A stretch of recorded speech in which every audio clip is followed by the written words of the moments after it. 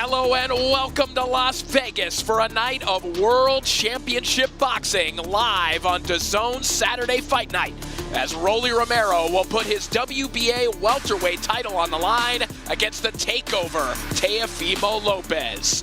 Who will play the winning hand tonight when all the chips are down?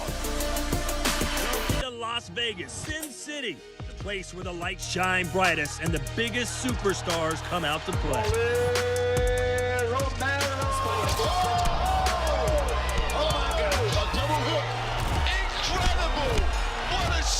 The takeover! Lopez gets the knockdown. I'm a fighter to the end of that day. Let's get this party started! August 22nd. Think about Yoenli. He gonna get you or you gonna get him? It's a sizzling day in Sin City, and the temperature will only be rising here inside the T-Mobile Arena as we're getting things warmed up with 3 action-packed prelim fights before the pay-per-view starts at 5 p.m. Pacific time, reaching boiling point for that welterweight world title fight.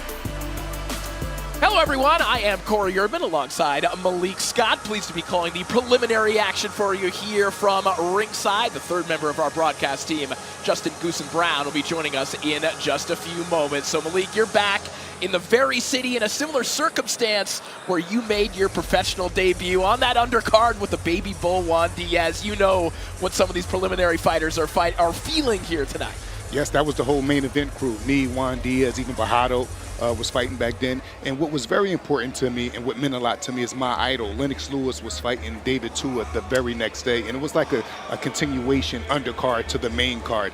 So, and I remember I got a good knockout, hit a guy with a good right uppercut. He was out cold. I felt real good about myself. My mother and my little brother was able to come out there and witness it. So, yeah, fun times early on in their career. Yeah, we got young fighters cutting their teeth on a major pay-per-view undercard here tonight. And, of course, this is also effectively the debut of PBC, now underneath the DAZN umbrella.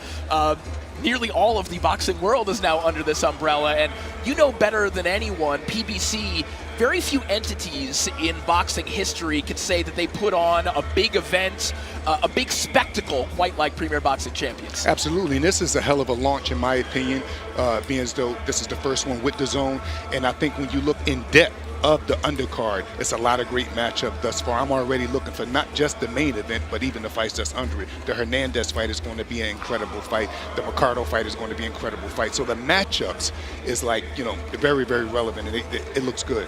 Perhaps an introduction for some of those fighters to the mainstream audience, but everyone is familiar with the two fighters at the top of the bill here tonight. Yoenli Romero putting his title on the line against Teofimo Lopez. Two of the biggest characters, the brightest personalities in the sport of boxing, but two fighters who have some questions surrounding them coming into this fight for different reasons. In the case of Yoenli Romero, there is the layoff since the biggest victory of his professional career over Ryan Garcia, and on the other side, Teofimo Lopez coming off that loss to Shakur Stevenson. So let's start with Yoenli Romero. How much do you think that layoff, which is approaching nearly 500 days, will impact him in our main event? Corey, I always say I believe inactivity is the worst thing a fighter can deal with, but the difference in Yoenli case, he's coming off the biggest win of his career, a very relevant win against Ryan Garcia, and then he had this long layoff. I believe that he's going to build off of that win that he had with Ryan, show people it wasn't a fluke, and show people why he shouldn't be, in my opinion, the most disrespected champion in boxing. Yoenli has speed, Yoenli has power, Yoenli is accurate, Yoenli has a judo background, he's very physical. So, you know, in my opinion, he's just a very underrated fighter. Yeah, and certainly coming in with a whole lot of confidence. He's never been short on confidence at any point in his career. So the ring rust, it could be a physical thing, but mentally, Yoenli seems to be in the right place. The question on the other side of this fight is, where is Teofimo Lopez mentally coming off that loss to Shakur Stevenson? Well, we're going to see if Teofimo, is he going to fall short because of the craft effect? The craft effect is what Pernell Whitaker used to put on guys. Meldrick Taylor used to put on guys. Mike the Body Snatcher McCallum. They wouldn't necessarily knock you out, but they will humiliate you. They will make you see speed you never seen before. They will make you miss like you never did before. And in that case, fighters get humiliated. And sometimes fighters that fought those great fighters, they never was the same after that. Not from getting knocked out cold, but just from being humiliated. And in my opinion, Teofimo got humiliated against Shakur. So we're going to see, did that affect him? Can he come back and win this fight tonight against a dangerous, in my opinion, Rolly Romero? Yeah, that is one thing about Teofimo is historically, listen, there have been the valleys, but they tend to be followed by the peaks. Absolutely. Teofimo has always been able to bounce back. So let's talk about this quickly in terms of the technique of this fight, because it's a fascinating style matchup in that both these guys have been hot and cold. And you and I were talking on the phone the other day. You feel that Rolly is a little bit underestimated in terms of his technique. Teofimo, one of the more technically gifted fighters across the board. What do you think the keys to victory are for both men in this main event? Well, I think when it comes to Rolly, him being composed is how he beat Ryan Garcia. Him keeping his speed, him not putting his chin back far over his front knee on a consistent basis against Ryan. It's not what Ryan wasn't doing, it's what he wasn't allowed to do. Rolly didn't allow him to get that left hook off. He kept his right hand up, basic boxing. What Teo is going to have to do, in my opinion, he's going to have to take chances. And he's going to have to take chances against a puncher.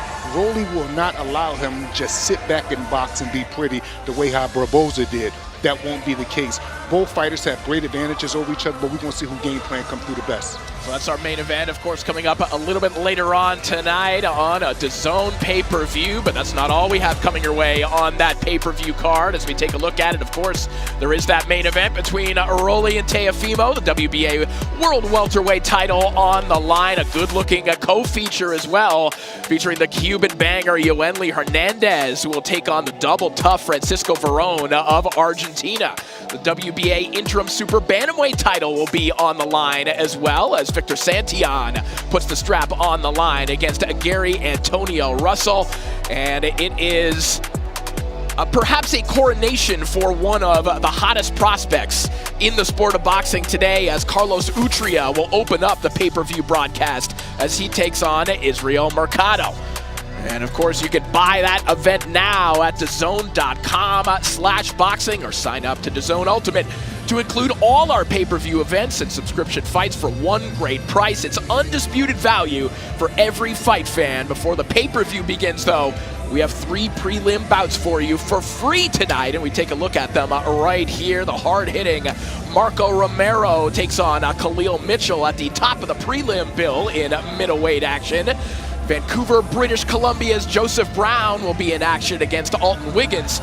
And in just a few moments in super lightweight action, it is Aldo Blancas, the brother of Daniel Blancas, who will take on Ricky Mamone. And we are ready to get the prelims underway. And to do that, we send it up to our MC, Mr. Curran Bhatia. Ladies and gentlemen, good evening. And welcome to the T-Mobile Arena. Tonight we present Rolly versus Teofimo, Put Up or Shut Up, a PBC pay-per-view available on DAZN and Prime Video. We are sponsored by DraftKings, the crown is yours, and Paramount Pictures, By Any Means. Get tickets for By Any Means only in theaters September 4th. Our first bout of the evening is scheduled for 4 rounds, just above the super lightweight limit. Your 3 judges at ringside: Eric Cheek, Lisa Giampa, and Chris Migliori. And the referee in charge of the action, John McCarthy. It is now time to get the action started in our opening prelim bout. Introducing first, fighting out of the red corner, wearing red trunks. He has a professional record of 0 wins, 0 losses, 1 draw. He weighed in at 142 pounds. Fighting out of Salt Lake City, Utah, the MMA veteran. Please welcome, Ricky Mamone. And his opponent, fighting out of the blue corner, wearing purple trunks. His record, a perfect one. 2 wins, no losses. 2 wins by way of knockout. He weighed in at 140.2 pounds. Fighting out of Milwaukee, Wisconsin, from the David Benavides camp. Please welcome the undefeated Aldo Blancas.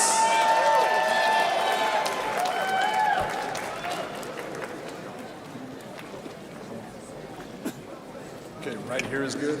Right there is good. Understand? Knowing the rules, protect yourself at all times. Touch gloves now. Good luck to both of you. God bless. So we are ready to get things started here on the prelims, 4-round super lightweight action. Aldo Blancas back in Las Vegas where he made his pro debut on the Fundora Thurman undercard. Took out Jamal Johnson in just 2 rounds in that bout. And now tonight taking on Ricky Mamone, just his second professional bout. To a split decision draw with Dylan Nguyen earlier this year in Utah. And Nguyen, a guy with about 40 amateur fights, so an impressive result considering Mamone is a guy with a limited amateur background, also moonlighting as an MMA fighter, and now tonight in the same kind of matchup against Blancas. Yes, and he came out and basically went right with offense. He chose violence right off the rip. He came out and threw a good left hook, straight right hand, and made Aldo go into a high guard. But Aldo comes off a good, very good amateur background pedigree that has had 2-time national champion, and he's with the Benavidez family now, so, you know, it's no secret what type of expectations we're having from him tonight. Benavidez camp one that has grown over the last couple of years, understandably, given the success that David has had. And before our broadcast began, we saw Benjamin Johnson in action, a guy who kind of styles or crafts his style around that Benavidez style. And now Blancas, another prospect now being groomed out in the Pacific Northwest. Yeah, and Benjamin was actually walking forward, literally like George Foreman and David Benavidez do to his opponent. That was a good fight. You can see Aldo here. He's a little bit more behind the jab. You can tell he's a little bit more sophisticated. He's trying to allow Johnson to run into something. And we're going to see if he could, you know, make it happen. I think he should focus on the right uppercut because Johnson is going underneath a bit. So we're going to see if he put that into his attack. Trying to lunge in, trying to work his way to the inside.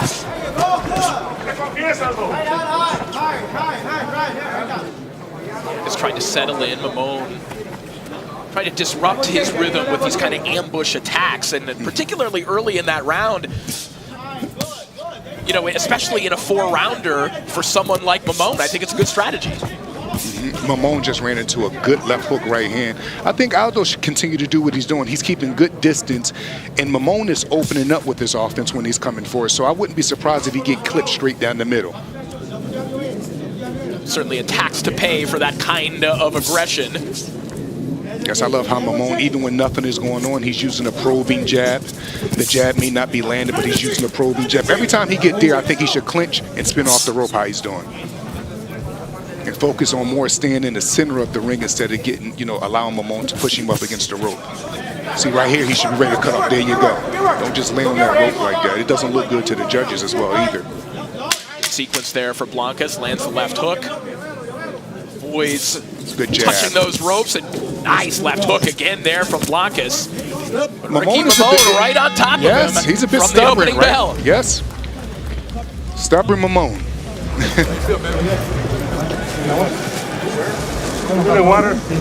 Nomás cuídate con lo único que tienes es volado, pero si tiras tus rectos, te perdía para picar, lo que haces para atrás, me lo agarras con una picar, con el volado izquierdo o al cuerpo. Ya que estás listo, güey, no te salgas con la cabeza alta, bajita no vas a poder contratar. Pero creo yo que pum, y te das las vueltas al ladito, se va a ir de paso y lo vas a poder hacer de lado también. Quiere agarrar con abusado. En este round yo creo que va a salir un poquito más calmadito, te va a dejar trabajar un poquito. Pero ponte listo, abre los ojos, nomás y bien paradito, güey, para poder tomar decisiones. Uno más. Establece escenario y estos retos para que se...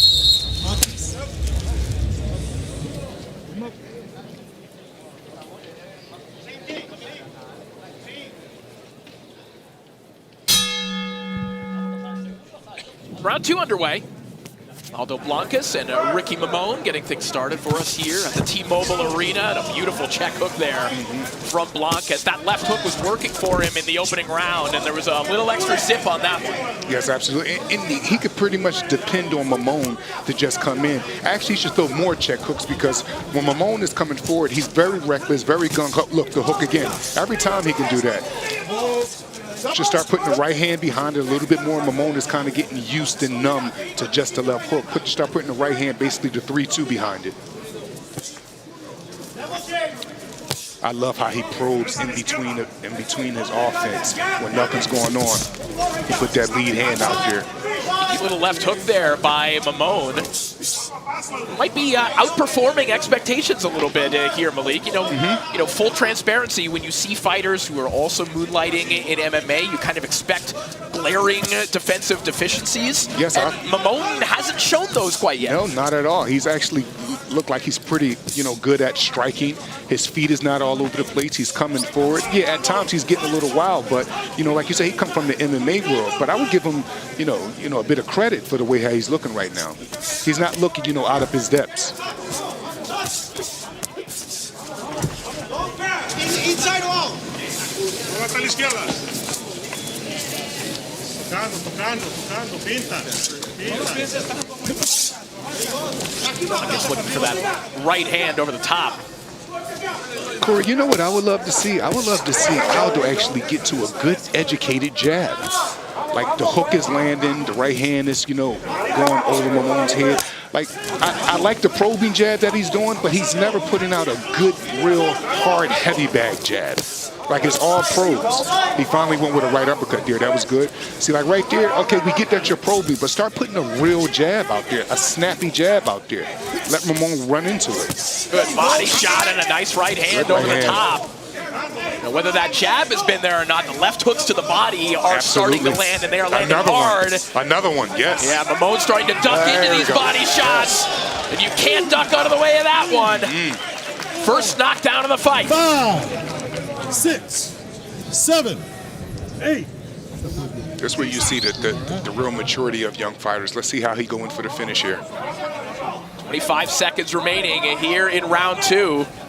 Aldo Blancas in search of knockout number 3 here tonight. Good body. That's it. Get back down to that body. The right uppercut breaks through. Little stumble there from Mamone, who's just trying to make it out of the round here. He's hurt. The bell will be his friend, and he will make it out of round 2. Hey, wake up, wake up, wake up, wake up. Let's go. Recover, recover. You gotta recover. You gotta recover. You gotta recover. Hey, fuck around and find out. That's what happens. Fucking listen. All you gotta do is fucking come in with him, fucking close the gap. Drive his ass back, dummy. I never told you stand there and fucking exchange with him. You gotta push him back. You cannot fight backwards, you dummy. You like standing there, you're gonna take one body shot, you're gonna take one knee. Okay, it's that easy. You gotta get in and get the fuck out. 30 seconds. 30 He's seconds. standing around too much. He's standing around too much. Gotta move, gotta move. You gotta recover, you gotta bring this down. We take a look back at some of the action and the body shot that dropped Ricky Mamone in the last round. Yeah, you can see the left hook was there. And look, good old liver shot. Put it right around there. And that's a shot you can't fake off. I don't care how tough you is, how good you are at a poker face. When that liver shot lands, I done seen the best of them go down. So a very animated corner with Ricky Mamone, the fighting Mamone family, certainly letting him hear it. He got hit with a hook already, right off the rip. Well, they were demanding that he try and push Aldo Blancas back. I think he was a little bit more than demanding. He actually told him, F around and find out. That is right. Hey, he just landed the best left hook that he's landed this fight. Yes. Aldo need to get right back down to that body. That's where he had. Good hook. The check hook been landing. He needs to put the right hand behind the check hook now or get back down to the body. Mamone felt that one. Yeah. A delayed reaction on that check hook. Get down, and now get back down to that body. There you go. Beautiful move. Way to cut off the rope right there.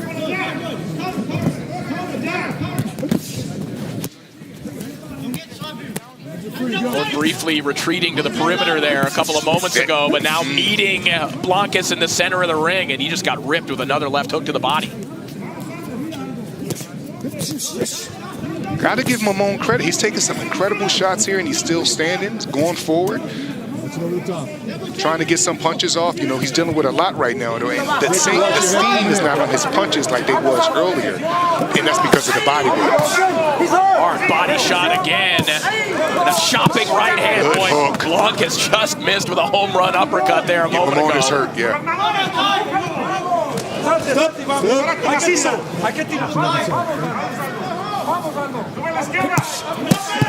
Good body shot again there from Blancas. Boy, Mamone is double tough. You got to commend the recuperative abilities of Mamone. He's been visibly hurt a couple times this round, and he keeps plowing forward. Yes, Corey, he's taking some incredible body shots, some hard shots around the ear, which is knocking his equilibrium all off. And look, he's still making some good decisions. He's aware that he's hurt, but he's disengaging at times. He's trying to keep his hands up, but the body work is just bringing his hands down. Took a pretty good slap from Sergio Mamone in the corner, too. Yes, 2. One in the face and one on the chest. Look, he's coming right back. He's a bit stubborn. Stubborn Mamone is what I've been calling him thus far. Gotta love this inside work here from Blancas as well. Just the quick shoe shine combination to set up the right hand, the one that he really wants to land. Yes. In the shoe shine, the combinations, the first few punches are really decoys to get your lat shot in hard. Still would love to see a snappy jab from Aldo to get back down to the body, to land that straight right hand. He does a lot of probing. Final 10 seconds here of round 3. Round that did not start well for Ricky Mamone. There were times when it looked like he might not make it out of the round. He landed a good overhand right there. Blood coming from his nose, and he is still in there banging. A valiant effort from the Hawaiian as we take a listen into his corner once again. Aldo, tienes condición, güey. Hay que echarle, no estás cansado. Vamos con todo. Over there. Es el último, ¿eh? Está peligroso todavía, ¿eh? De repente Sube las manos, güey, pero no. We didn't cover. Sorry. Okay, here we go. 30 seconds. Okay, good. We're at 30 seconds Good. right now. Come on, baby. Hey, you gotta fucking go all the way, okay? This guy just touching you. Don't let him touch you. Just counter him the whole time. Use your fucking feet. You understand? Use your feet. You gotta beat this guy and punch him more than he punches you. Because right now, they get him up. Okay, you guys got it? Let's go. You got it? You got it? Let's go. Don't fuck this fat out right now. Keep your hands up. Let's go.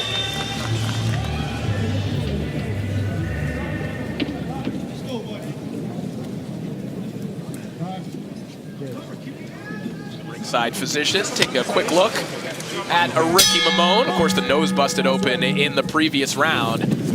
He is back at it here in round 4. He's given some good rounds to Aldo Blancas here tonight. You would expect nothing less out of Ricky Mamone, who, as we mentioned, will take fights in any discipline. And back in high school, he was a pass-catching running back, a little 140-pound running back. He's not afraid to take on bigger guys. Not at all. And then to go from that sport to go into MMA and then into boxing, it's very impressive. And he had every reason, you could say, right here to lay down tonight. He got hit with some very, very good shots. But like I said, he's coming back with his own. Got hit with a good right hand there. He's coming back with his own. And he still have a fighting spirit. Like, he's not looking for a way out. And like I said, he can take some good body shots, some good left hooks, and he's still in here trying. Trying to make things messy on the inside.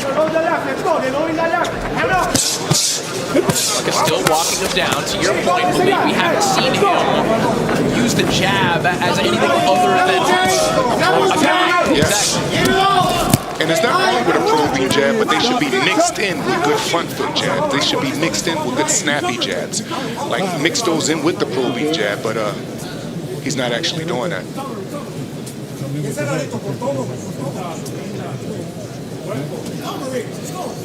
Referee Big John McCarthy knows a thing or two about MMA techniques. Absolutely. Legend.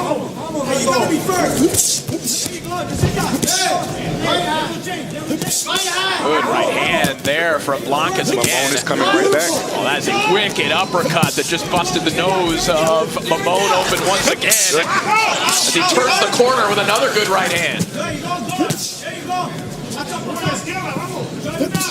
Mamone just got hit with 2 good body shots. Landed a nice overhand right there. Excellent right hand. But there's no more steam on it because Aldo basically took all the power away with the body shots. Swinging for the fences with a haymaker of a right hand there a moment ago, with less than a minute now remaining in this contest. These have been valuable rounds, a good learning opportunity for Aldo Blancas, who, as you referenced, Malik, was one of the best junior amateurs in the nation before turning pro. And again, this is still just a 19-year-old prospect. Yes, not one-time national champion, actually a two-time national champion, and went on to do some other great things in the amateurs. And he, like we said earlier, he's training with the Benavidez family, so it's tons of experience he's getting here. But I would love to actually see him get more of an educated left hand. His jab should be pumping. He's in with a shorter guy. There's no reason he shouldn't be jabbing. I get he want to get to the inside. I get he want to get to the body, but let your jab get you there. Create it. Build the knockout. Final 10 seconds of the contest. Another hard left hand to the body from Blancas, who is letting it fly right to the bell. They're going to take a look at him. Tough guy. Very tough guy. Eyes good? Yeah. Okay.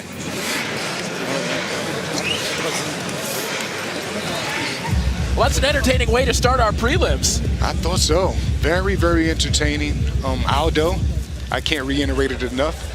You know, when you got the height like that over the opponent, you want him to use your snappy jab. And Mamon is tough as they come, in my opinion. He had every reason to, take a knee, get himself together, look for a way out. He didn't do that at all. Coming from an MMA background, I give his striking, good B-, converting to a boxing ring. And he did very well, tough and stubborn. He'll certainly receive some calls like this based off of that effort. There are a lot of prospects who could benefit from rounds like that, as Blancas will tonight. Absolutely, he give them more than rounds, because you have prospects that sometimes they can be in there with guys that don't have high activity and they get in rounds. But this guy, Mamon, he actually threatens you a bit. He touches your character as well as your physical ability.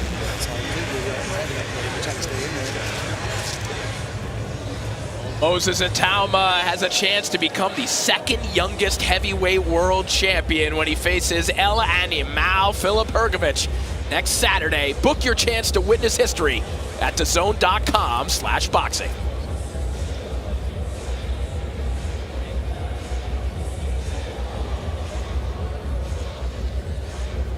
Reminder that coming up at 5 o'clock p.m. Pacific time, it is the pay-per-view portion of our broadcast. It is Rolly and Teofimo. You can buy it now at DAZN.com.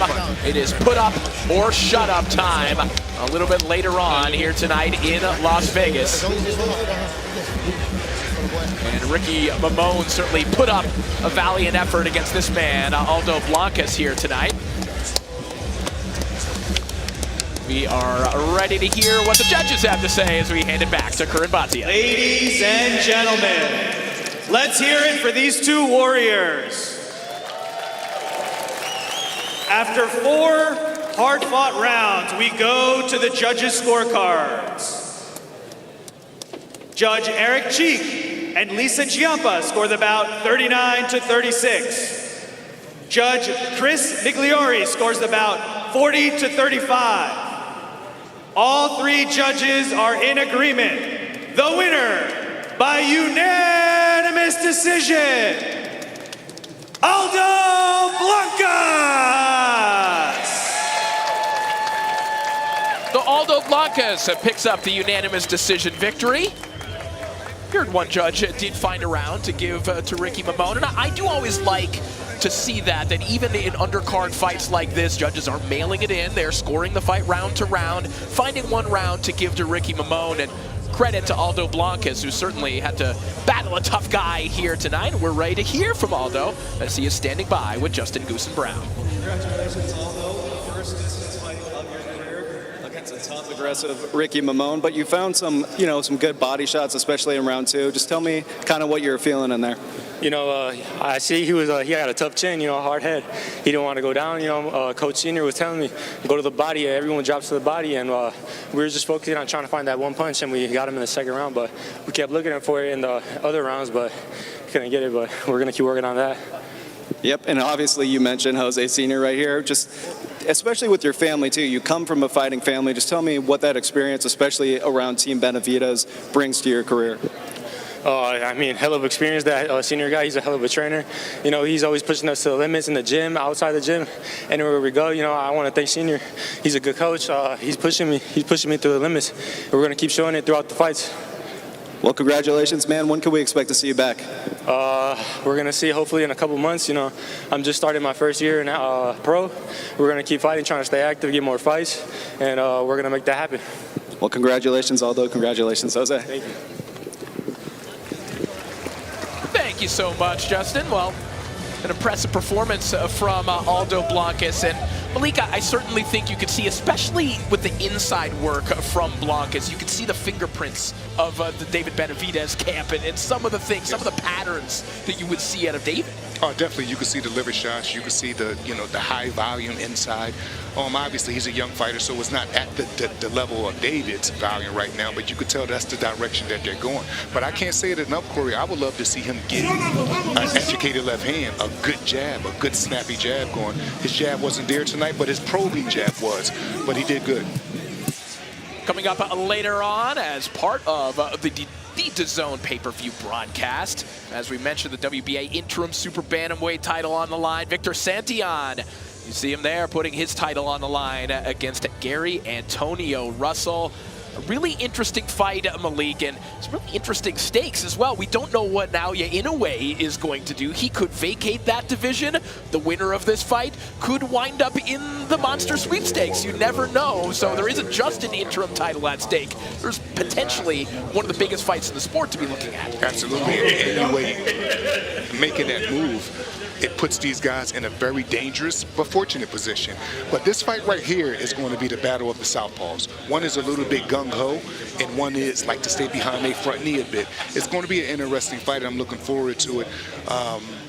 Russell comes from that background, that family fighting background. His father left back an incredible legacy between him and his brothers. But he have his hands full tonight. We're going to see if he could pass this test with flying colors. And, of course, hoping that he has a fight that does not end by a head clash as well. Yes. He's dealt with that too much. Yes. Well, that's coming up a little bit later on. And now with our first of 3 prelim fights settled, we build up to that World Championship pay-per-view event on DAZN tonight as Rolly Romero puts his WBA welterweight title on the line against Teofimo Lopez. Here's what the pair had to say when they sat down with Chris Mannix in the build-up to the fight. Rolly, Teo, thanks for being here. You guys are friends-ish? How would you describe your relationship? It's like my little brother. Yeah, I suppose, We spent a lot of time together. Is it going to be strange at all for you to go out there, you got great power, to try to use that power on a guy you're friends with? I mean, a boxing fight's a boxing fight. Sparring session, boxing fight's boxing fight, It's like, if it's God's will, Teofimo will be world champion. If it's God's will, I remain champion, continue on my legacy too. All right, what do you remember about sparring Rolly Romero? One thing I remember of Rolly is just he doesn't quit.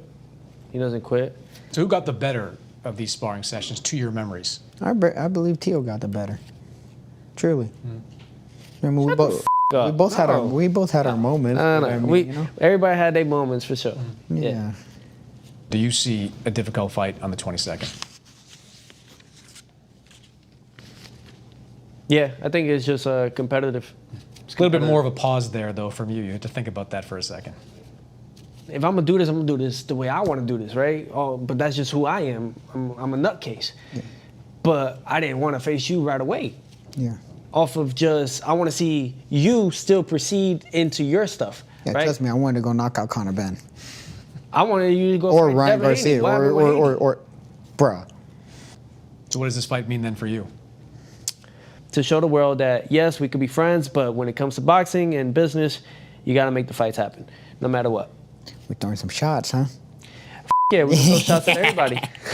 At the same time, it's going to be fun, entertaining. Everyone deserves to see a good showing. He's going to come with all his might, and so am I. All right, Rolly, Teo, thanks for being here.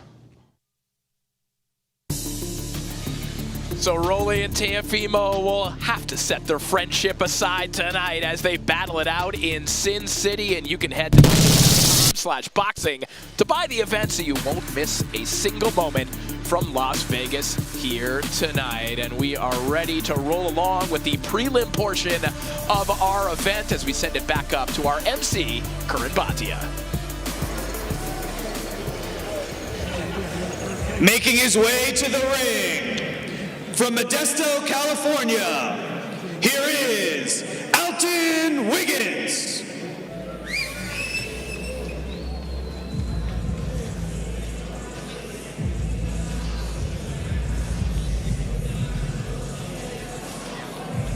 Well, Alton Wiggins said last year that if you would have asked him in his teenage years where he'd be at this stage in his life, he would have said the NFL. But rather than finding his way to the league, Wiggins says that boxing found him after his grandfather's best friend introduced him to the sport and showed him the ropes the same way he did for his grandpa. It's been nothing but tough yardage for Wiggins to this point in his boxing career, as he's been tasked with multiple undefeated prospects, including Olympian Nishan Dev, who stopped him in the first round. Tonight, he rolls the dice once more in Sin City, looking for a much better outcome. And now, making his way to the ring, please welcome Joseph Brown.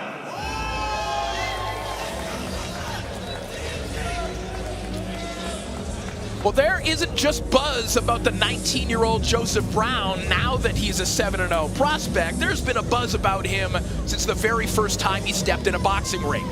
In Brown's first amateur fight in his homeland of Canada, he scored a 10-second knockout, which at the time was reported as the fastest amateur knockout ever, next to Mike Tyson. A year before that, he received his Taekwondo black belt just 11 months after starting his training, and according to Brown, he's never lost in any official fighting discipline. Brown is well on his way to becoming the first mainstream star to come out of Vancouver, BC since the Silk Michael Elijah Day in the 80s, as he gets a taste of the big stage on tonight's pay-per-view prelims. And we continue our card here at T-Mobile, Las Vegas. This is Put Up or Shut Up, Broly versus Teo. PBC Pay-Per-View on DAZN and Prime Video. We are sponsored by DraftKings, the crown is yours, and Paramount Pictures, By Any Means. Get tickets for By Any Means, only in theaters, September 4th.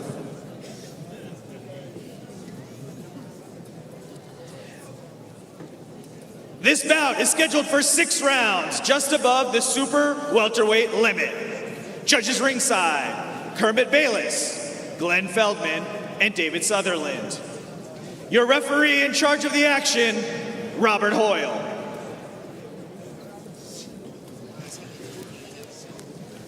Introducing first, fighting out of the red corner, wearing black and gray trunks. He has a professional record of 3 wins, 2 losses, 1 draw. He weighed in at 156.8 pounds. Fighting out of Modesto, California, here is Alton Wiggins.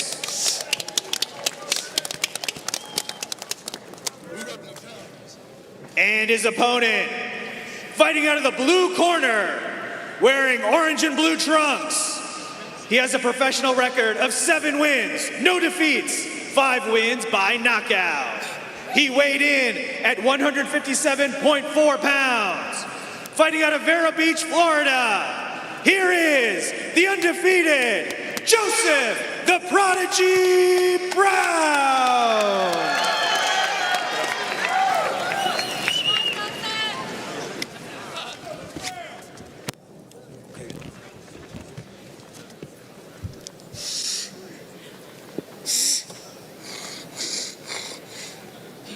Okay, Chief, second. No, come over here. Come over here. Okay, I went over your instructions in the dressing room. Punches that land here are good. Punches that land here are good. Obey my commands. Give me a good, clean fight. Scoot back.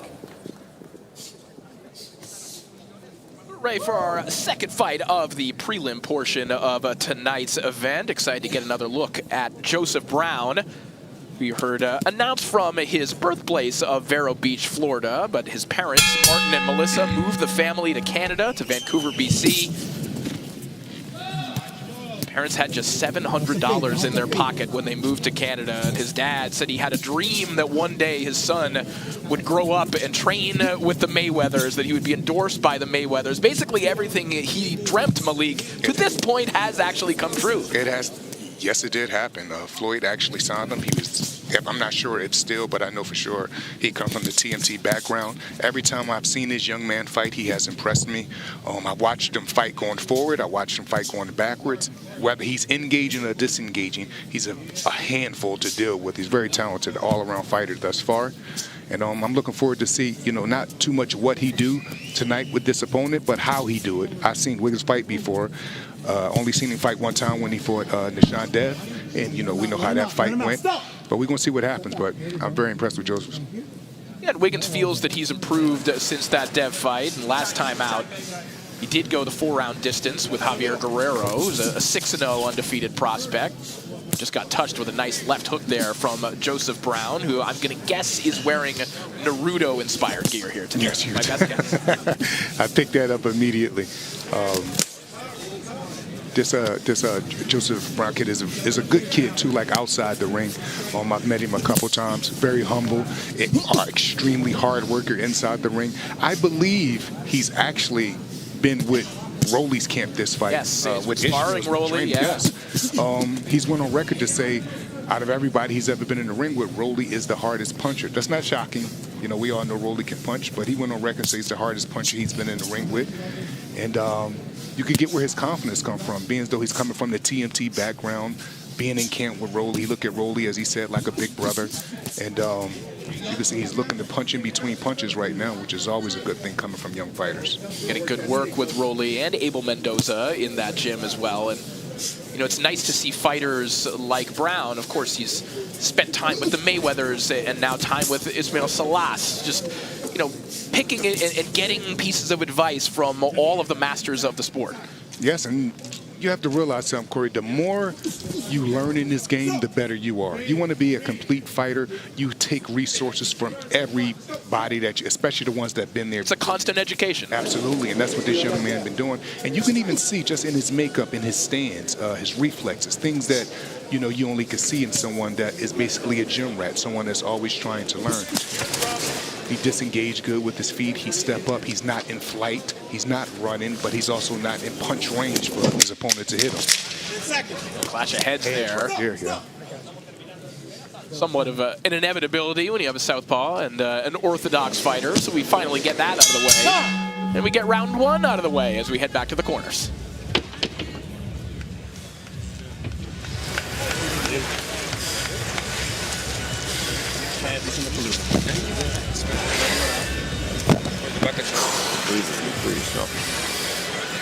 Start using the left one. Start using more. Okay, calm down. Stay on that jab, like you're doing. I want to see more to the body because you're gonna get, and then follow with it too. Okay. A former unified heavyweight world champion, Andy Ruiz, is back on the big stage with his sights set on more world title honors. You can catch the start of that journey back to the top Friday, September 4th. You can watch the fight live on DAZN worldwide and also on TNT in the United States. Andy Ruiz back in action against Damian Niba on September 4th.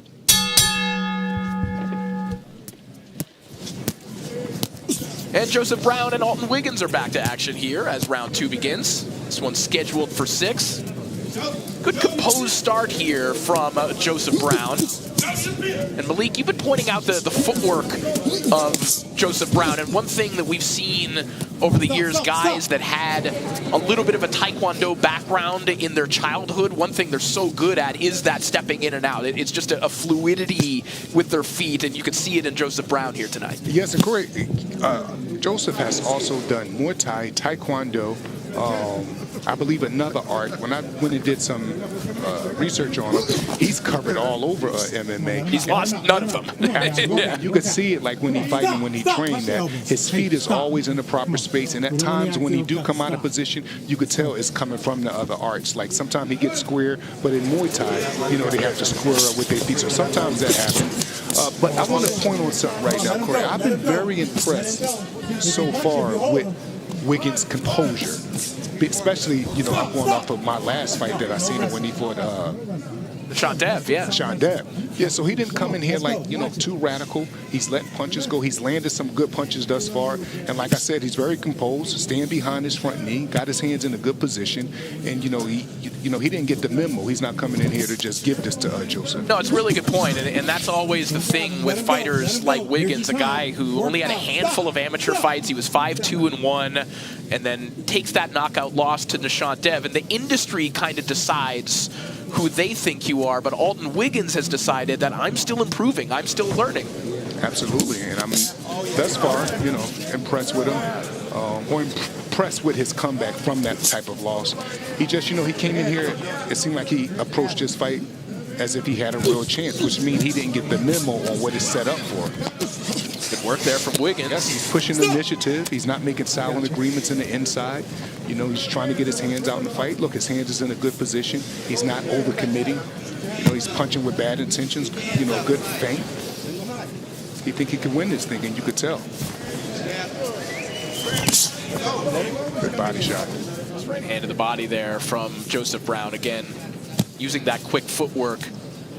I would like to see some more feints from Joseph Brown. I want to see him to create what I know he's trying to do, and that's stop Wiggins, but I would like to see him create it with some feints. Feint up, feint down, change levels. Make Wiggins overcommit so then you can make him pay on the first and third move. About 15 seconds here in round 2.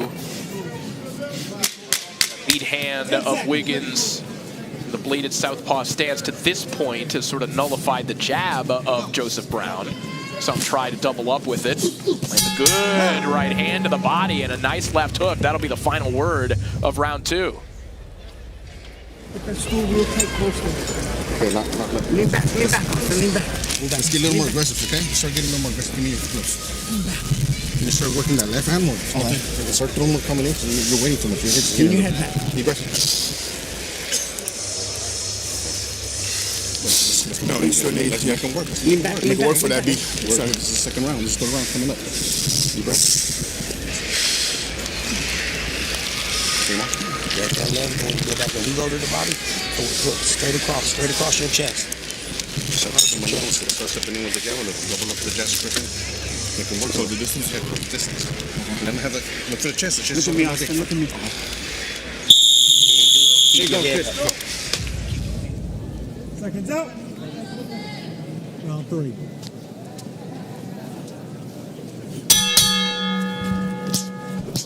Round 3 underway. 6th round super welterweight contest between the undefeated Joseph Brown and Alton Wiggins. Joseph Brown getting another opportunity on another major undercard. Of course, we've seen him on the Barrios Pacquiao undercard where he scored a shutout win over Aaron Watson. And as we talked about in our show open as well, Malik, when you see prospects on these types of undercards, it's usually an indication of who the promoter, who the industry thinks is going to be up next. Mm-hmm. Absolutely, and it's up to the opponent. Like I just said, Wiggins, he's not coming in here, sticking to the script, or he didn't get the memo. And that right there, to me, is a good thing for him, but it'll let you know where the prospects at, where the young fighters are at, because they're not getting someone that's coming in here laying down. They're giving someone that is in here giving a good effort and testing them, testing their physical, testing their character, testing everything. Right there, don't do it. Let's go, come on. Wiggins' trainer told him something that I thought was very important in the corner.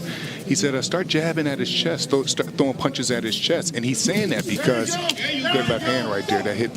Yeah, right on the button there right from Wiggins. That might have been the best left hand that he's landed in this fight so far. Like I was saying, he was telling him to, just punch at his arms, punch at his chest. That's because Joseph is not doing no feinting. He's just almost, what they call in boxing, taking a picture. When you're just in front of your opponent, you're not doing that. Right there, he got hit with a jab. And that's because he's moving his body a bit, but his head is kind of still there on the center. Yeah, you could see him a moment ago kind of thinking about maybe turning the corner, pivoting a little bit, but you're right. He is in front of Wiggins right now. Yeah, good. He's moving his head there. Final minute of round 3. Not a bad round for Alton Wiggins here. The right hand to the body from Brown. Joseph is smothering his work a bit sometimes. He's landing good straight right hands to the body or up top, but then he gets so close that he's smothering his work that he can't even land 2 or 3, 4 more good shots. Quick combination there from Brown. Left hand snuck in. The other 3 punches did not, as Wiggins was able to slide off the ropes and out of harm's way as 20 seconds remain here in round 3.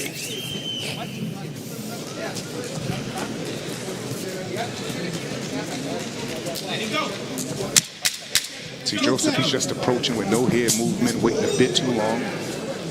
You know, if you want to go forward, you got to respect somebody when you're going into their house. At least move your head, show defense.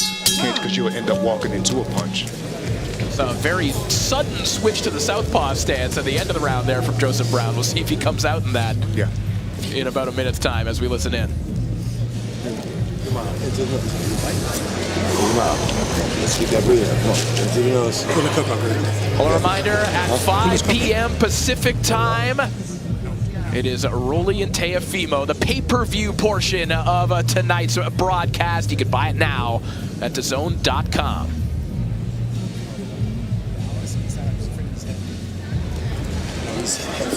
Yeah, you gotta be careful. He's coming in with his fucking head a lot. So shoot your uppercuts, front uppercut, middle uppercut. Okay, but I want you to keep fucking hitting and going to the left. Hit and go to the left. Double up on the left side. Just fucking flying on that side. Okay?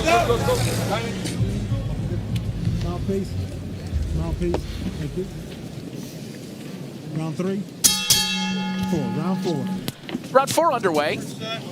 Heard Brown in the corner, expressing a little frustration with Wiggins using his head. And, you know, Malik, when you're watching and when you're calling fights like this, there's kind of 2 things that you're looking at. You're viewing this through the lens, first and foremost, of who's winning the rounds, but also through the lens of what is a fighter like Joseph Brown learning here tonight. And on top of the slight difficulties that Wiggins is giving him, he's in there with a grown man who's willing to rough him up a little bit, right? Yes, and then sometimes it's like this, Corey, like, you know, what is he in here learning? He's learning he have to figure things out. He's learning he have to create knockouts. You have to create stoppages. When you're in with an opposition that is not getting the memo, that is not sticking to the script, your creativity have to go to another level. And what do I mean by creativity? That means start fainting down, changing levels, making your opponent switch hand position so you can get good shots in. Like that was a good straight right hand. Yeah, nice lead right hand. And about 10 seconds before that, there was a nice little combination of the body from Brown as well. And he's switching targets, what I like. Like that first right hand went to the head, the second one went down. That's what I mean by creating. Don't just aim at the same spot every time when you're doing your offense. Aim at different spots, you know what I mean? You know, confuse your opponent. Good feint. Them the type of believable feints he should be doing. There you go, and you get a good left hook there. You need to keep doing the feints, keep feinting, and make Wiggins' hand switch position so then he can get a good headshot. You get the sense as well that if Brown wanted to take just one more step forward like he did when he ran that combination to the body, that he might have some success, but you get the feeling like Brown wants to do everything technically sound and is perhaps thinking a little bit harder than he's had to in some of his previous fights. Yes, and I think we're saying the same thing right there, Corey. Like you're saying that, and I'm saying he's like overcrowding himself. It's because if he take that second step or that second initiative to be offensive, he probably, I wouldn't say stoppable, but he could start pushing towards that. But he's doing one offense effort, and that's just not going to get him to make a statement, the kind of statement he want to make tonight. You have to go 2 or 3 times when you're dealing with guys that don't want to be knocked out. Wiggins don't want to be knocked out tonight. He don't want to stick to a script, so you got to make them. Some guys you could stop, but some guys you can make quit, and he has to make Wiggins quit tonight if this is what he wants to do. It'll be a tall task because Wiggins is now, I mean, he has gathered 4 rounds of confidence as well. You know, he's been competitive in these rounds. There takes a nice right hand that snaps the head back, and the heads come together. I actually like that right there with Wiggins, what Joseph is doing. He got real physical with his forearm after landing a good shot. But I would say, like, it's time to start stepping on the gas. Like, almost like put your hands up and step to this man, like George Foreman style. Walk to this man, let him know that no matter what you do, I'm coming forward, and put offense behind it. clean. Keep it clean. I'm gonna talk to him as well. Okay, sir. Deep breath, deep breath, deep breath. Yes, sir. Deep breath. Lean back. Deep breath. Lay down so I get your mouthpiece out. Let your mouthpiece out there. You okay? No? I got it. Okay. Don't move it. Come on. Deep breath. Let's go. You have to work. Let's start working. You have to. Let's go for it. Come on. You're waiting too much on this guy, man. Let's go. Lips.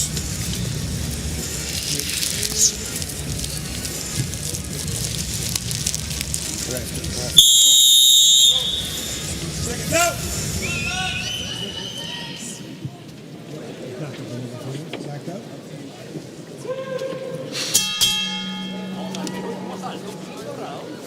Round 5 begins. And Joseph Brown, which he previewed a couple of rounds ago, coming out in the southpaw stance. Yes. See how comfortable he looks as a lefty. It's always interesting, Malik, when you see a guy turn southpaw who commonly fights as an orthodox fighter. What I'm looking for is how is their defense as a lefty, first and foremost? Because that count more, actually, that's more important than the offense that you're going to give out as a southpaw. Because if you can't defend yourself as a southpaw, I don't think it's a good idea to turn southpaw. But like I told you, what I want to see him do, Corey, is like step on the gas. We see you got the skills. We see you got the craft. We see you got the look. Like now, it's almost cleanup time. You know what I mean? At least push the initiative to get to stoppage. Push the initiative. Let's see a knockdown. Let's see a stagger. Because if it continue to go like this at this pace right here, then it just never no telling, yeah, he's winning, but is he looking special? And you want to look special when you have a stage like this to perform on. Oh, nice left hook there from Brown. Just walked Wiggins into that. You saw the high step beforehand, so yes. Starting to show a little attitude in the ring and starting to step towards Wiggins a little bit. Yes. That steps out with a beautiful check left hook. It's the second and third effort he's going to need to get what he's trying to get, and that's the stoppage and knockout. Look, he can't just do one form of offense. He got to go 2 or 3 times. Now he have to go again, and then again. There you go. He have to continue to do that. Yeah, I was about to say, this looks a lot more like the posture you want to see from him, even when he was at longer range. The high guard, working his way to the inside now. And he might be aided by the fact that Wiggins' corner, justifiably, they're telling him, hey, you need to turn it up. You probably need a knockout at this point. So he might have an opponent, right, who is going to be aggressive in front of him as well. Mm-hmm. Which is a good thing for him, because that could allow Wiggins to possibly walk into something.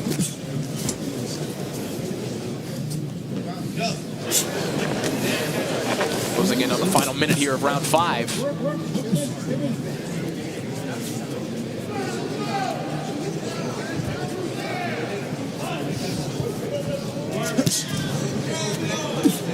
Even Wiggins should be feinting some more too as well. Like, you know what I mean? You're here believing in yourself. You're not here to stick to a script. Get more offensive minded.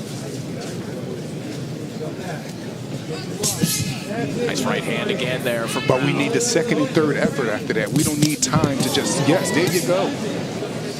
Brown showing some of that athleticism, leaping in with that right hand. And there was a left hook that snuck in there as well. But good work from Wiggins there on the inside, just using his toughness, using his strength. Get Brown back out on the outside as the seconds tick away here in the 5th. 10 seconds. You see the confidence in Brown building, but will the volume come with it in the final round as the heads nearly come together once more? 3 minutes to go in this one as we head back to the stools.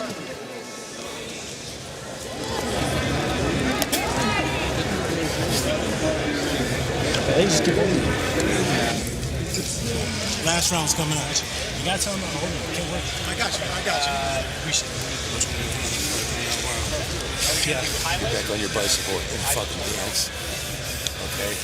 Move around. Remember how you was moving around, throwing those jabs, moving around, keep stepping to your right. Keep stepping to your right. You wanna go get this? Yes, sir. You got to go this. You got to go out there. Anyway, she's doing stuff, but you should be smiling.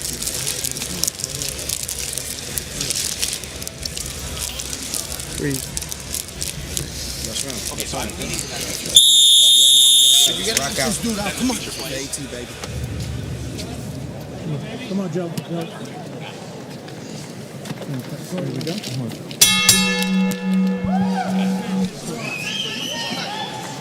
Sixth and final round. As as Joseph Brown dances his way towards Alton Wiggins here to kick the round off.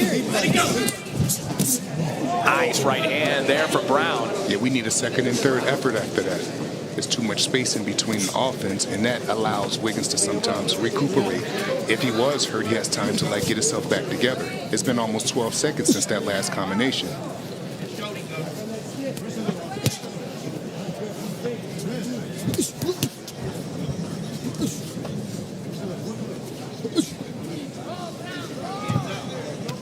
Brown trainer actually told him to, I believe he said in the corner, get on your bicycle, move. I don't believe he should do that. Like I said, I think he should put his hands up, walk to him, try to close the show, push the initiative for a stoppage, and, really stop going with the pop shot or the one effort offense type of thing. And, every once in a while there are corners that specifically want their fighter to get rounds. And we know that, Brown is early in his career. He's young. He's coming off a first-round knockout victory in Mexico, so he's probably had a couple training camps where he felt like he didn't get the payoff. But at the same time, as you've been pointing out, you're on a particular stage where you'd love to get that Instagram reel highlight, right? Yes, Corey, especially, okay, it's the 6th round now. It's 6 out of 6. So we'll say, all right, you got rounds in. You got your time in. 4 or 5 rounds in. Let's pick up the pace, and close the show. And we'll say even if he tried to close the show and it don't happen, look, right there, take the initiative. I love what he's doing there. Wiggins is trying to hold. He's working the free hand. He's being rough, not making silent agreements. That's a good space for him right there. As soon as the ref moves, he should step back up and proceed with more offense.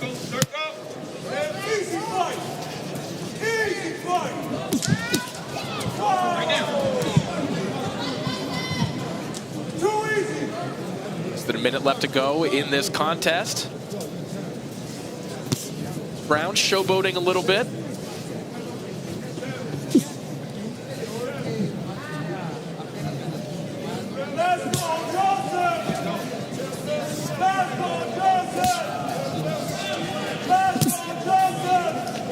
Half a minute left to go in this contest, and this is what you've been waiting for. This frame defense to lock Wiggins down. And when Wiggins goes to hold, continue to use your forearms. Get him off of you. The ref is here to do a job. Give him a job to do. Just missing with that right hand, but that uppercut didn't, and neither did that one. Brown coming alive in the closing moments of this contest. Go!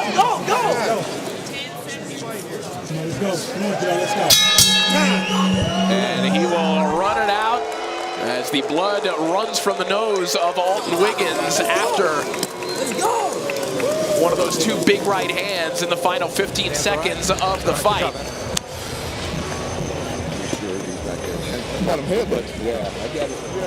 And Wiggins is saying it was from a headbutt. There were many of those as well, especially as Brown was leaping in with those right hands. And also was a lot of punches landed too. Yeah, there were a couple of those. I wasn't trying to headbutt you. Crowd starting to file in here at the T-Mobile Arena in anticipation of our big main event coming up later on. Teofimo Lopez and Yoenli Romero, as Romero puts his WBA welterweight title on the line. He got ready for that fight, at least in part by sparring this man, Joseph Brown. And you can see how Brown could do a nice little Teofimo impersonation in sparring, right? He's got those movements. Oh, yes, he has the athleticism, got the hands down. He's a switch hitter. He goes southpaw. Yes, I think it's a very good look.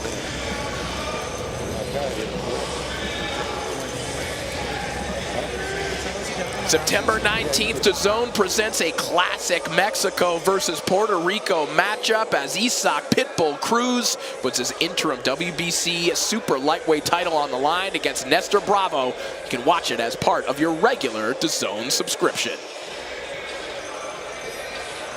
Always excited to see Pitbull Cruz back in the ring, one of the most popular Mexican fighters in the world. Maybe one of the best pure action fighters in the world as well. And it looks like we are ready with the decision as we hand it back to Curran Bhatia.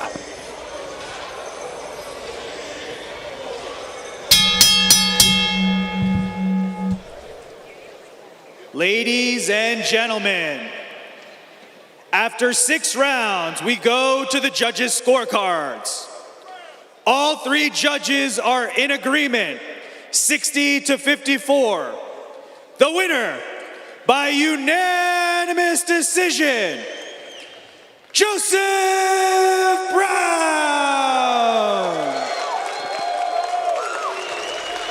So Joseph Brown picks up the unanimous decision victory, a shutout across the board, and one of those shutouts, Malik, where, yes, he did win every round, but there are things that he can learn from all those rounds looking back at this fight as well. Absolutely, and I would say, you know, at the top of the list, what he can learn off of a fight like this is, you know, learn to be creative. When you have an opponent in there that's not coming to lay down, that is also trying, you have to create the knockout. You have to build it. How do you build it? With feints, a good jab, cutting off the ring better. And I would also say, take the playing out and put in more craft during that time. You know, this stage is not, it doesn't last forever. So when you on these type of stages, you have to take full advantage and make sure you know, allowing people to remember your name. Of course, coming up later on tonight, the WBA welterweight title is on the line, but next Saturday in London, Moses Itauma will get his first shot at a world title, which would make him the 2nd youngest heavyweight in history to achieve that milestone. Good morning. DAZN have announced that boxer Moses Itauma could make history as the youngest British heavyweight champion ever.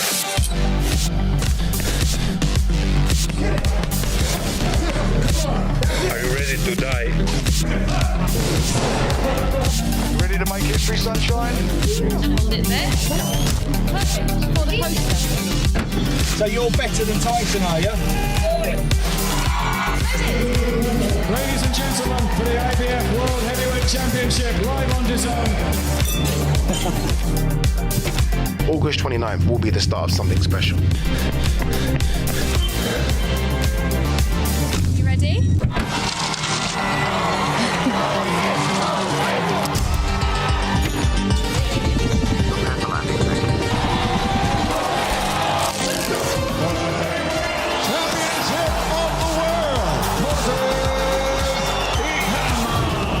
Witness history.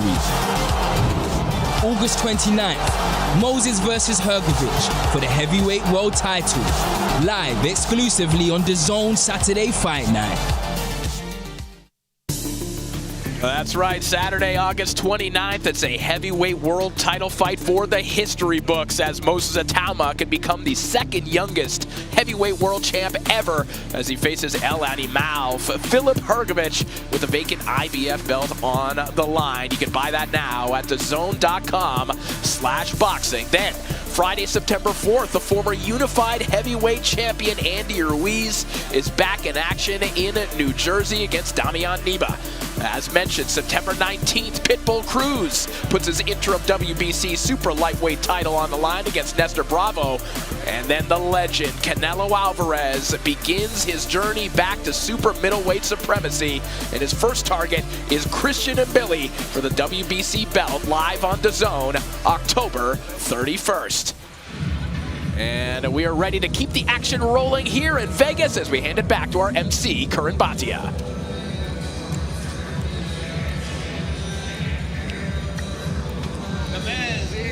Ladies and gentlemen, our next bout of the evening is scheduled for 8 rounds, just above the middleweight limit. Making his way to the ring, from Chattanooga, Tennessee, please welcome Khalil Mitchell.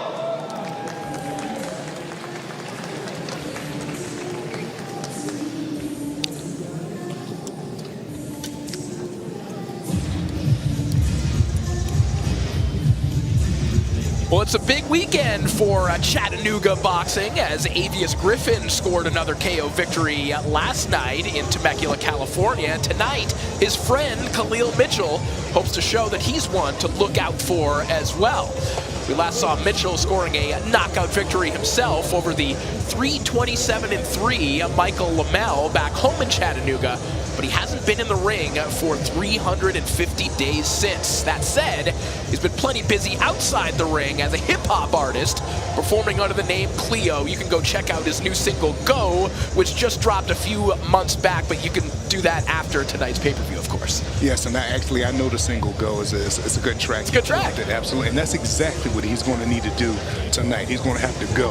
And when I say go, he's going to have to let his head be moving by going. He's going to have to let offense go because Romero's not coming to play at all.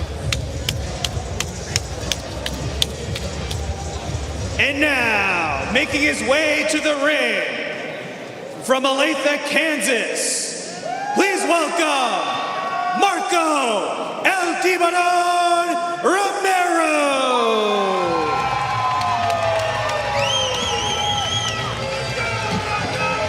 Well, when you're named after Marco Antonio Barrera, there's high hopes for your fighting ability from birth, and Marco Romero has yet to disappoint in the amateurs or now in the pros. Romero was a multi-time national amateur champion, compiling a 136-5 record, and now the 20-year-old has been tearing through tough competition at an alarming rate, racking up 12 knockouts in his 14 victories.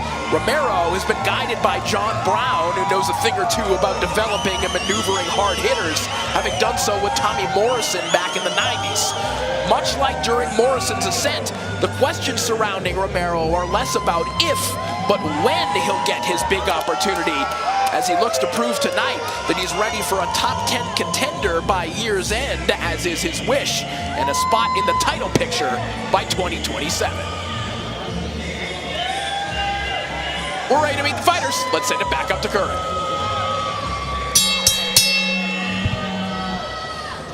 Ladies and gentlemen, we are coming to you live from the T-Mobile in Las Vegas. This is Put Up or Shut Up, Rolly versus Teofimo. PBC Pay-Per-View, live on DAZN and Prime Video. We are sponsored by DraftKings, the crown is yours. And Paramount Pictures, By Any Means. Get tickets for By Any Means, only in theaters September 4th. Our next bout is scheduled for 8 rounds, just above the middleweight limit. Judges ringside, Tim Cheatham, Chris Flores, and Jack Reese. Referee controlling the action, Alan Huggins. Introducing first, fighting out of the red corner, wearing blue trunks. He has a professional record of 6 wins, 1 loss, 4 wins by knockout. He weighed in at 164 pounds. Fighting out of Chattanooga, Tennessee, riding back-to-back knockout wins. Here is Khalil Killa Mitchell!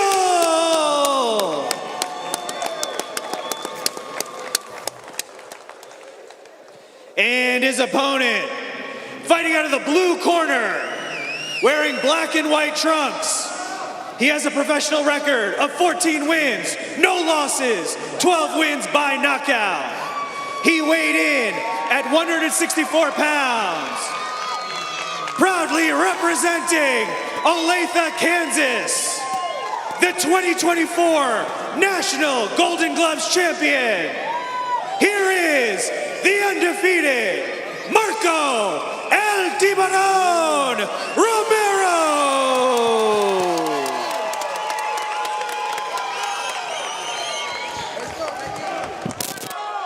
Okay, gentlemen, you've both been given the instructions. Obey my commands at all times. Protect yourself at all times. From here on up is good. From here on up is good. Touch gloves. Good luck to you both. So we are ready to go with the final fight of the prelim portion of tonight's event. Of course, Rolly Romero in our main event, and the de facto main event of the prelims, headlined by Marco Romero taking on Khalil Mitchell, 8-round middleweight action. Here's some of the chance for Marco Romero, certainly a prospect on the verge of being a contender. We mentioned during his ring walk where he wants to be by year's end, and if that's where you want to be, a lot of people would expect it.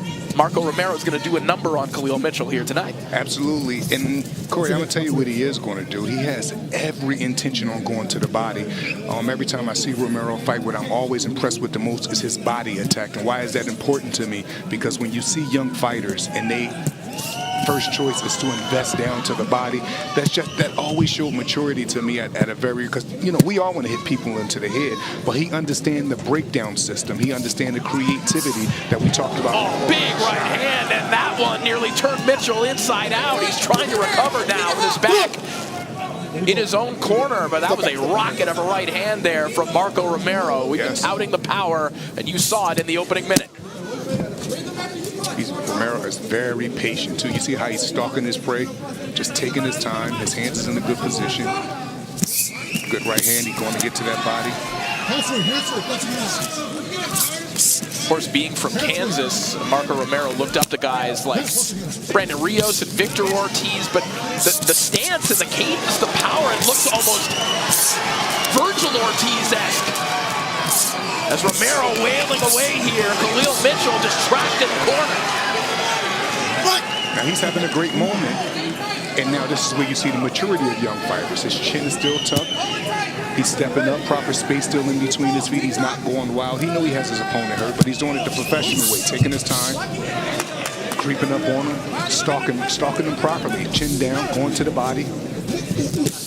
Hard body shot and a clubbing right hand there from Romero, who is just mauling Khalil Mitchell here in the opening round. He did a nice shift with his feet there too to create some space.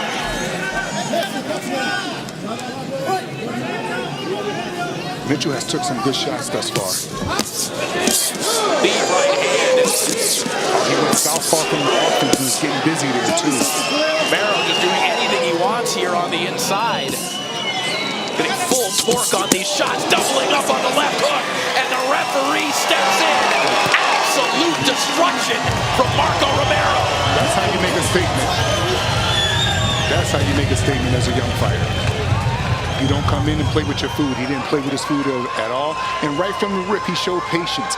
The first shot went to the head, that hurt him, but then he mixed the attack up, went to the body, stalked him properly. I was very impressed. Good job.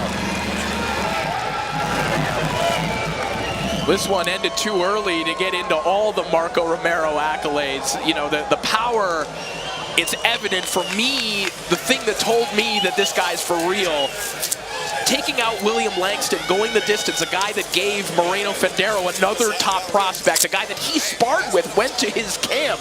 Langston gave Fendero genuine trouble in that fight. Marco Romero had no trouble with Langston, and you see what he could do against a guy like Khalil Mitchell, who was just overmatched here tonight. Absolutely, and here it is again. Khalil Mitchell didn't come to do it just happen. No, of course not. He was made to do it just happen, and that's what I was trying to say from the last fight with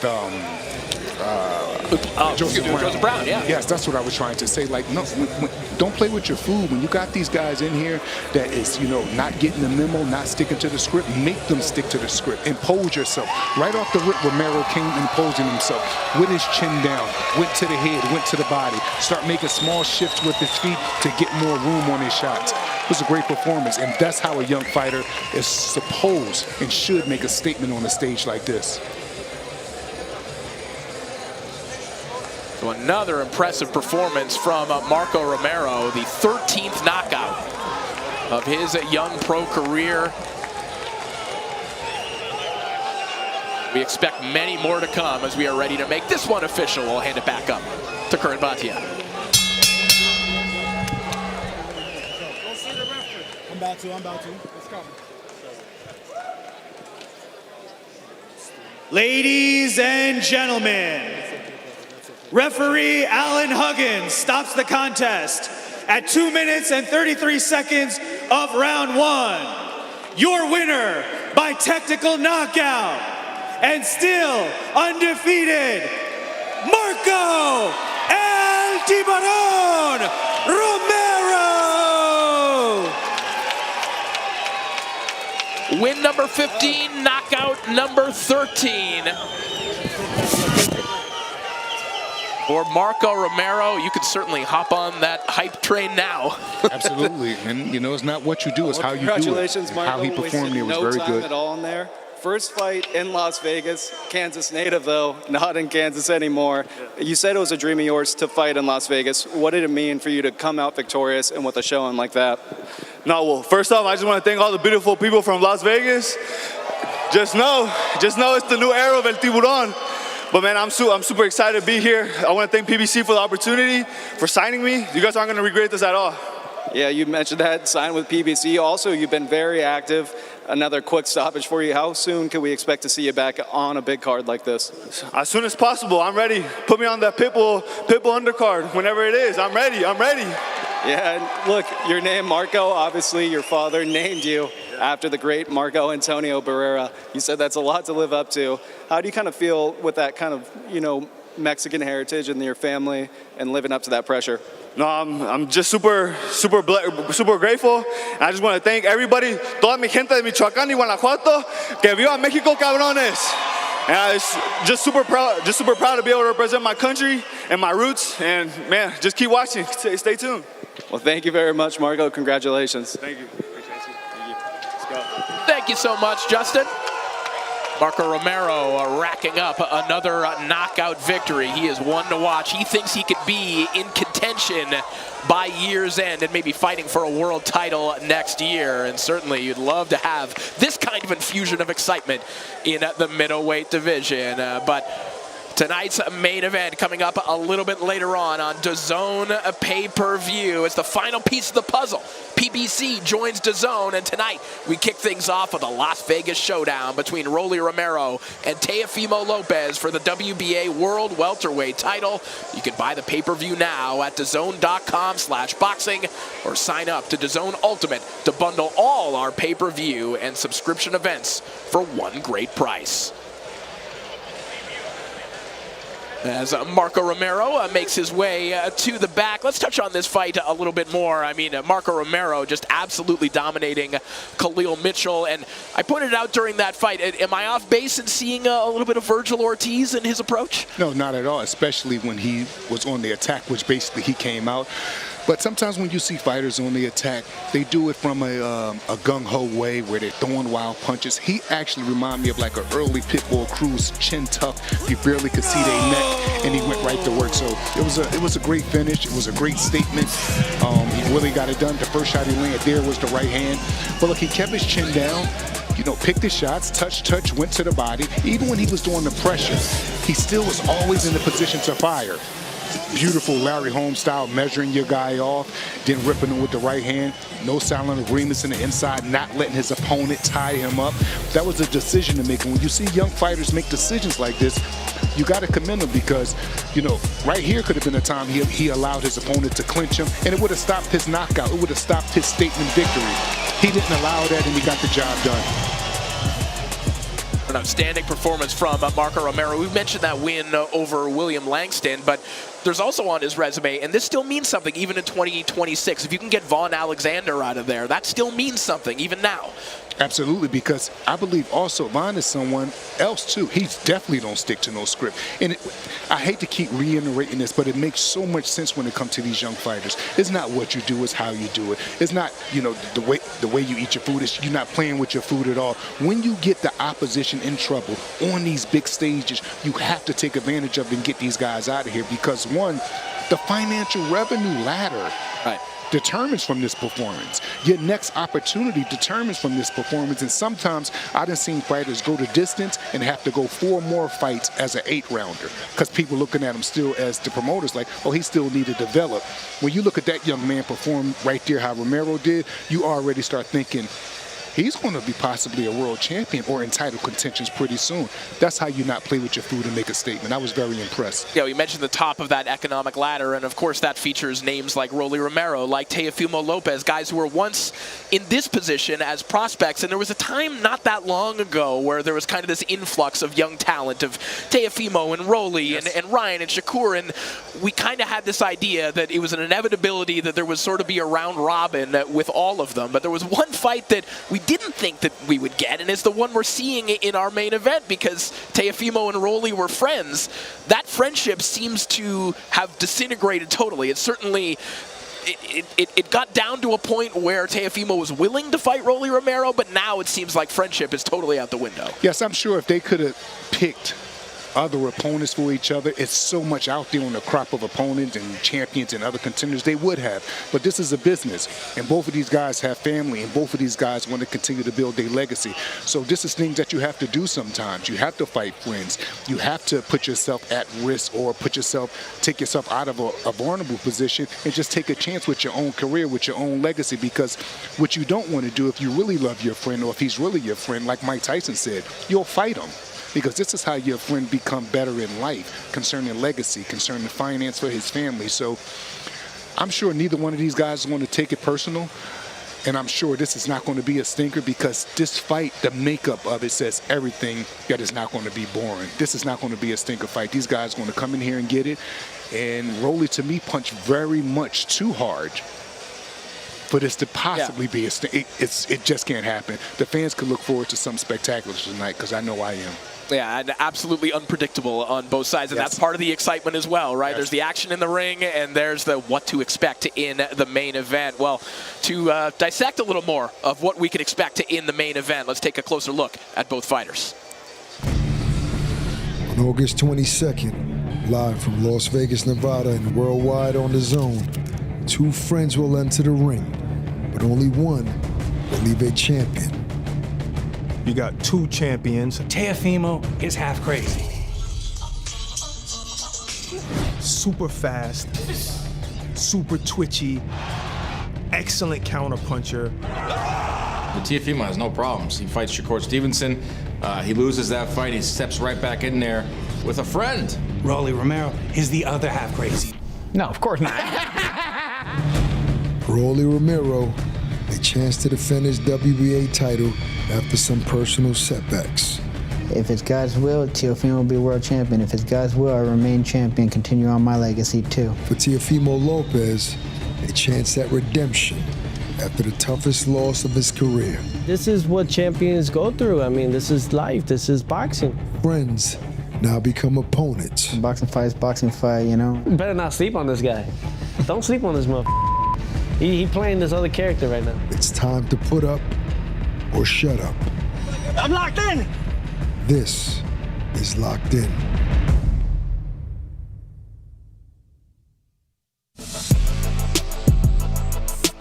On July 9th, another boxing mega pay-per-view showdown was announced. As first, Premier Boxing Champions found its new home, with PBC fights coming to DAZN. But also on July 9th, boxing fans got a treat. A fight announcement for the WBA welterweight crown, as friends now become enemies in the boxing ring. I think that we're at a point in time in my career where everything is at stake. This is my welterweight debut. Looking forward to taking over. He's my little brother. At the end of it, if I'm to lose this belt or to defend my belt, whatever, I'd rather it be with him than anyone else. Teofimo and Rolly are friends, but they said, you know what, this is a business too. Rolly Romero versus Teofimo Lopez. It's a fantastic matchup going down August 22nd, and Rolly will be defending his belt at welterweight. Rolly hasn't been in action for 15 months, and that was when he had the shocking win in Times Square over Ryan Garcia. And so Rolly earned that belt, and he's been waiting for the right opportunity. Enter Teofimo Lopez. Fighting Rolly is that time. I think he has that vengeance, that type of chip on his shoulder that he wants to prove now to myself that he's better than me. We'll see. More importantly, it's going to be a good fight. This is a coin flip fight that most people in boxing on the hardcore side think Teofimo is a likely favorite. About 66% probability chance that Teofimo wins. You have two contrasting styles. They know one another. They know one another's styles, but sparring is different from an actual fight. We know one another enough to know what triggers us. We know possibly secrets that people don't know. He only wants the biggest. He only wants dangerous opponents because he knows that that's what's going to elevate his game. I want a big fight. Like I said, who else is there that can make me a big fight in this sport? I want to do something. I want to do something for my legacy. I don't care about anything else. I want to make sure that I get in the Hall of Fame. It all goes down August 22nd, live on DAZN, the global home of boxing. It's time to put up or shut up. Rolando Teofimo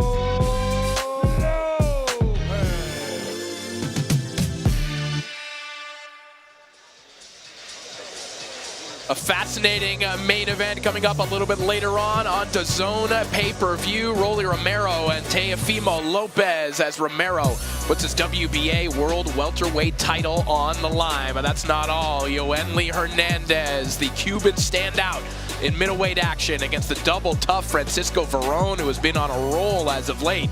The WBA Interim Super Bantamweight title is on the line as Victor Santillan and Gary Antonio Russell will go at it with big implications in the 122-pound division.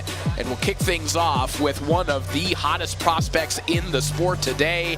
Fresh off his victory in the WBC Grand Prix in Saudi Arabia, Carlos Utria takes the biggest step up of his career against Israel Mercado.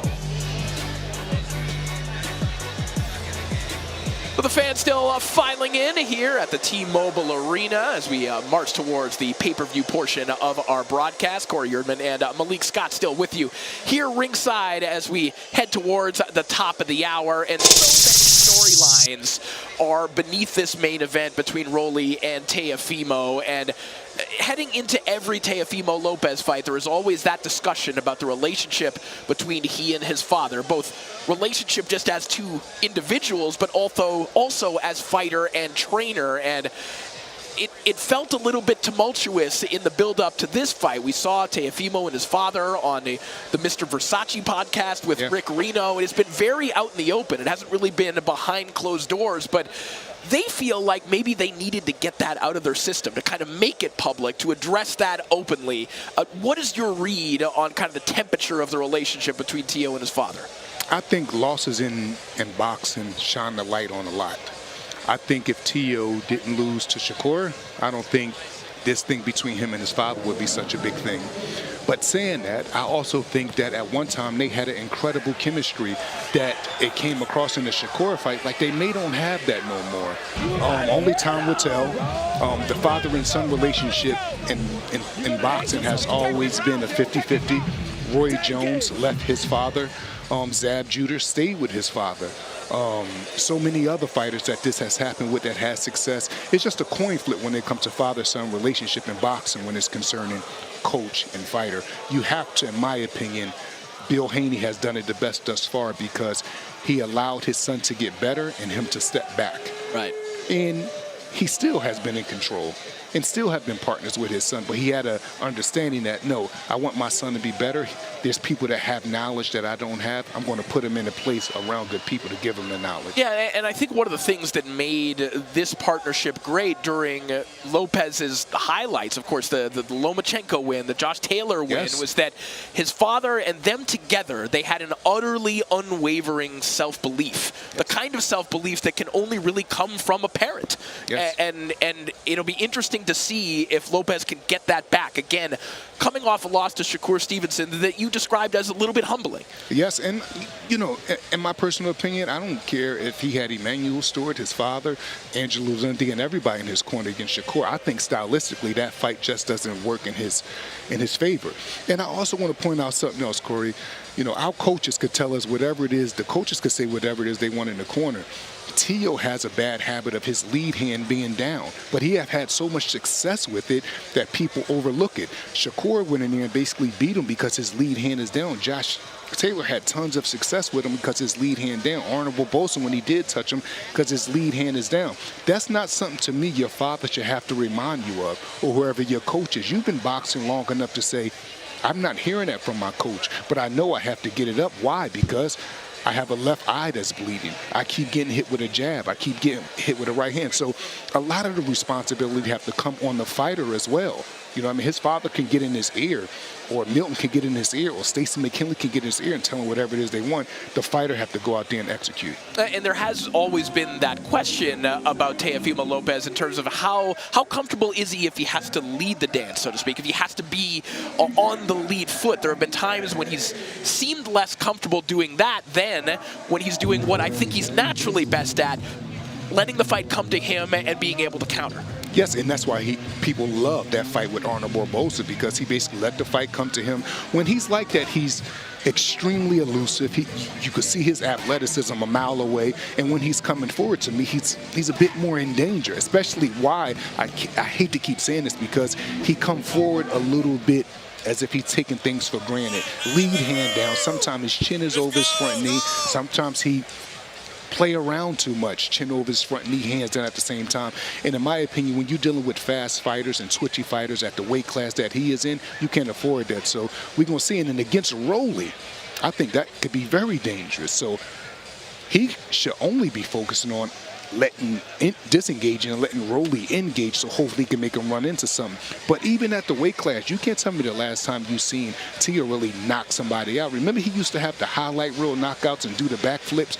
We haven't seen that since he moved up. So, and I think Romero will take a better punch now since he's moved up to this weight class. He was smaller when, you know, he got hit by Tank and those guys right there. So, you know, we're just going to see it's a good fight, but I'm not shocked by nothing Rolly succeed at in this fighting game. He's the most disrespected champion in boxing to me.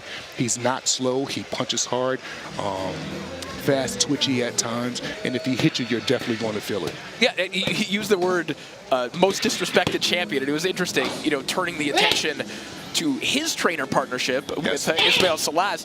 Salas said in an interview with The Good Fighter earlier this week, he said something to the effect of Rolly succeeds despite his technical limitations. Yes. And there is kind of an individuality to Romero's style. I don't know that you can liken it to anyone else's in the sport. There are certainly pops of different fighters in the sport, as we look at Lamont Roach getting here early as well. But Romero really dances to his own beat in the ring. Yes, absolutely. You know, not to put identical, you could say, other fighters with him, but, you know, the relentless style, hard-punching style of Ricardo Mayorga, Domingo Rodan back in the day when he... Rhythms that are hard to figure out.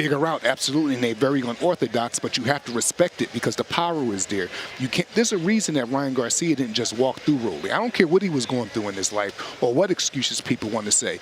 Why didn't he just go gung-ho and just start going in there and throwing left hooks? One, because Rolly defense for the left hook was on that night. Two, Rolly, if you cross that line, there's a price to pay. Ryan didn't want to cross that line. Gervonta Davis didn't want to cross that line until he actually weakened them up a little bit, and then he made him run into something. So there's a reason these guys fight Rolly the way that they do. Yeah, and as we look back at that win over Ryan Garcia, I think what we saw from Romero in this fight was, again, the ability to stick to a game plan, but a simplistic game plan from Ismael Salas. And of course, when we talk about Rolly Romero, we often use words like enigmatic and unpredictable, but in this fight, there was none of that. He was stoic throughout the fight. Salas knew what needed to be done to take away Garcia's tools, and Romero got it done on this night. Yes, it was a technically sound performance, Rolly Romero standard, if you know what I mean. Yes. Did it look like a Pernell Whitaker, Shakur Stevenson style? No. But that's not his style anyway. But he was very composed. He fought very disciplined. His jab was on the money. His feints was on the money. And he did so much to tame Ryan. He didn't even really put his hands on Ryan besides that one knockdown. And Ryan flew across the ring. This is how strong Rolly is. That hook that actually caught him around his guard, it lifted him up off his feet. Ryan didn't want to deal with that no more. So a lot of people is overlooking Rolly and the system that comes behind him. And when he go back to his corner, he has someone that's giving him great information. We know Ishmael doesn't play around, so. Right, well, and that trainer rivalry has become a theme. Yes. And became a theme at the press conference as well. And obviously, Teofimo's dad, listen, he's raised a 2-division Ring Magazine world champion. Yes. But on the other side of this fight, you have Salas, really one of the most respected minds in the sport of boxing. And when you think of Salas, typically your mind immediately goes to guys like Rigo. Of course, Salas helped kind of foster that Cuban Olympic style, but look at some of the other fighters that he's helped make great. Jorge Linares, Rolly Romero, vastly different fighters that Salas has been able to not just try and ram kind of the Cuban Olympic style down their throats, but has used little aspects of it and has allowed them to develop their own identity in the ring. Yes, and I also think his number is, 22, 24 world champion? I think so, yeah. And if you look at those guys that he's actually trained, you could see the difference. You could see his system in it. Even if they came to him as top contenders or as world champions, you could see the difference in his system. Ishmael is dedicated to this fight game. He's very passionate about boxing. I've worked with him in London before. He trained me for a few sessions. Just an incredible coach, and the information is going to be there when Rolly go back to the corner. That's not something that we have to think about. That's something that we know for sure.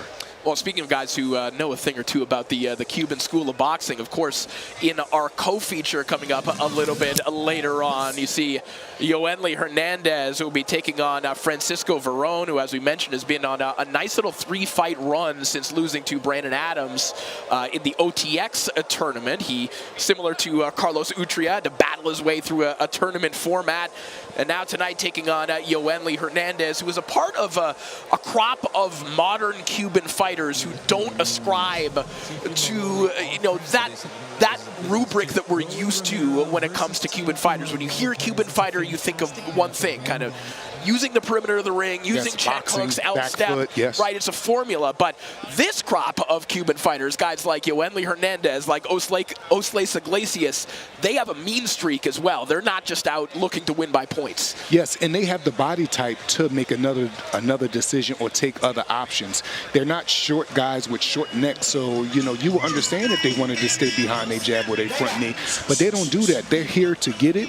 They front foot heavy. They have high volume. And they come with bad intentions to hurt you.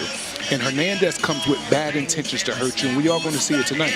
Yeah, we saw that last time out, of course, against Terrell Gachet, although Gachet missed weight in that fight, but Hernandez dominant in that one, the 4th round TKO victory. What do you like out of Hernandez in that fight, looking back at it? Relentless. He reminds me of, the mentality-wise, of David Benavidez. He just don't have the high volume. Every punch is with bad intentions. That could be a good thing and a bad thing, but for the sake of entertainment, we all love it, and it's a good thing. So, and don't forget, he's doing that to an Olympian. Goucher came to fight, but he basically put him in a box and shut him down, and that didn't happen by accident. He was punching around Goucher guard, punching in the middle of it. The uppercuts was landing so much, and a lot of people didn't agree with the stoppage. But Goucher just wasn't doing nothing to make someone believe that anything besides what was happening was going to change. So that's why the ref stepped in. Well, as we mentioned tonight, taking on Francisco Veron, another man with excellent amateur background as well. But we were talking about that Brandon Adams fight before we went on the air, and the way that Adams was able to have success on the inside. Now, Veron, an extremely rugged fighter, but the way that you were talking about what Hernandez could do, Benavidez-esque on the inside, do you think that plays a major factor in this fight against Veron? I think at 154, Brandon Adams that was going forward, imposing, going to the body, and that was bending him a bit. Not a bit, it was a lot. His mannerisms was saying at times in the fight, I don't want any more. So now we're at a higher weight class, 160, with really, and with the body type of a light heavyweight. Right. He's going to be hydrated tonight. I just can't see an imposing Hernandez on him. How is he going to deal with it when he wasn't able to deal with it with the Adams on him, smaller Adams? So that's our co-feature coming up later on tonight on DAZN Pay-Per-View. But coming up next weekend, it's the possible coronation of the next generation of heavyweight greats. As Moses Atama, you see it on the bottom of your screen, taking on Filip Hrgovic, getting his first opportunity at a world title against a guy who's been established, who's been a fixture in this division for several years now. You think Moses Atama is the truth? No, I don't think I know Moses Atama is the truth. And I want to say something. I have my reasons why I think he's the truth. Composure, the way he go in for finishes, his age, the maturity, when guys are hurt, how he act, how he creates the knockout.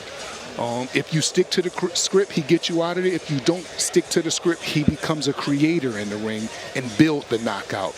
That's very impressive for a young man with all the pressure that's on him, the high expectations, and he's not going into this ring taking things for granted. He's going into this thing creating opportunities. He's going into this ring creating knockouts. He's creating openings.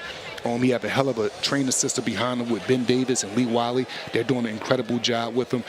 But if there's any test of his career where he's going to have to prove everything that I just said, is going to be against Filip Hrgović. Yeah, and this is a real step up, right? Real step up. And it's a step up to the upper reaches of the division. You know, and fights are that they are gradual building blocks for prospects like a Tama, who when he was working his way up, we would say this is a step up, this is a step up. And on paper it is, and in terms of talent level it is, but that doesn't mean that they were challenges for Moses Tama, and this seems like the first challenge for Moses Tama in his career. Yes. Jermaine Franklin, a step up. Yes.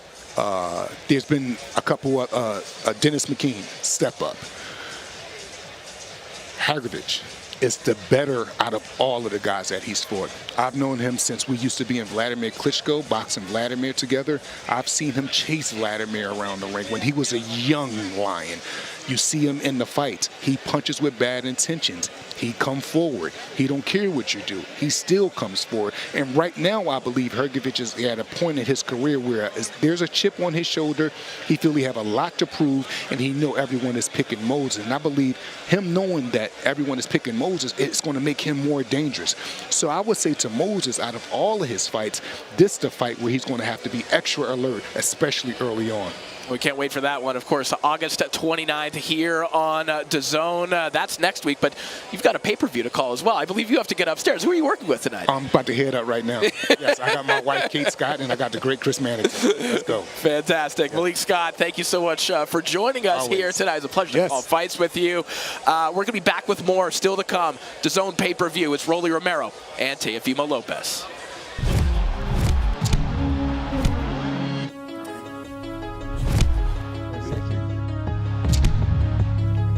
All right, shoot it. Fight week is here. Where's your head at? My head right now on some food. I'm hungry, bro. I haven't ate all day, bro. Whatever you guys do, please don't let me be out of the ring for over a year again. I don't need to ever lose this weight again. Yeah, that's where my head is at. It's Sunday morning. What's the boxing world going to be saying about Teofimo Lopez? I guess we found out where his power is.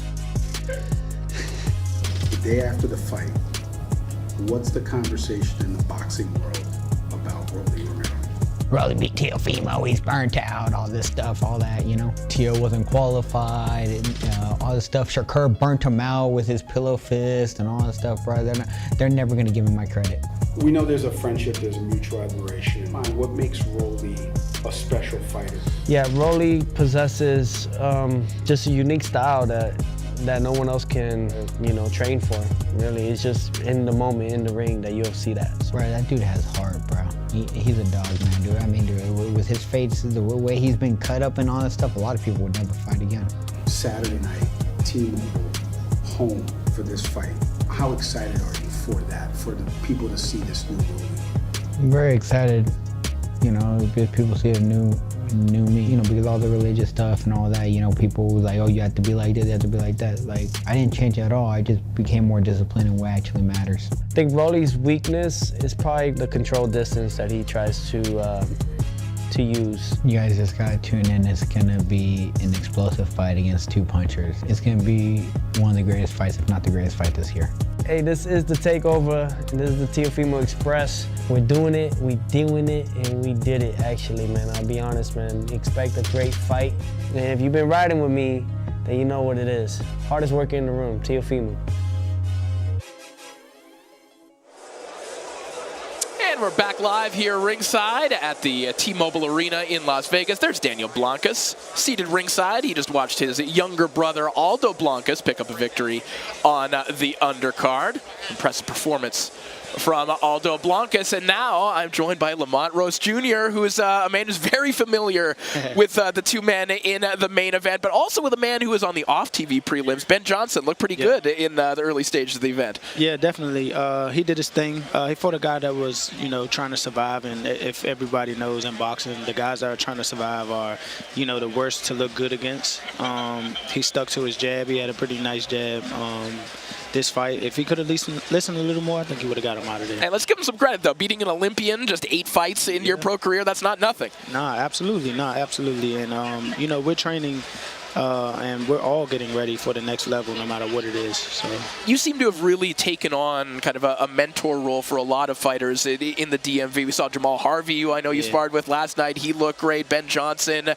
Is that always been in you to kind of want to give back to the next generation of fighters from your region? Yeah, absolutely, because when I was coming up, I didn't necessarily have that. Like, there were a few champions around, but I wasn't able to reach them. I wasn't able to, like, actually be in the ring with them or touch them, give them advice or get advice, vice versa. So, you know, it was a thing that, you know, when I sit down and look at myself, like, outside of when I'm just chilling, to see who I really am to these guys, and you know, that's what makes it better.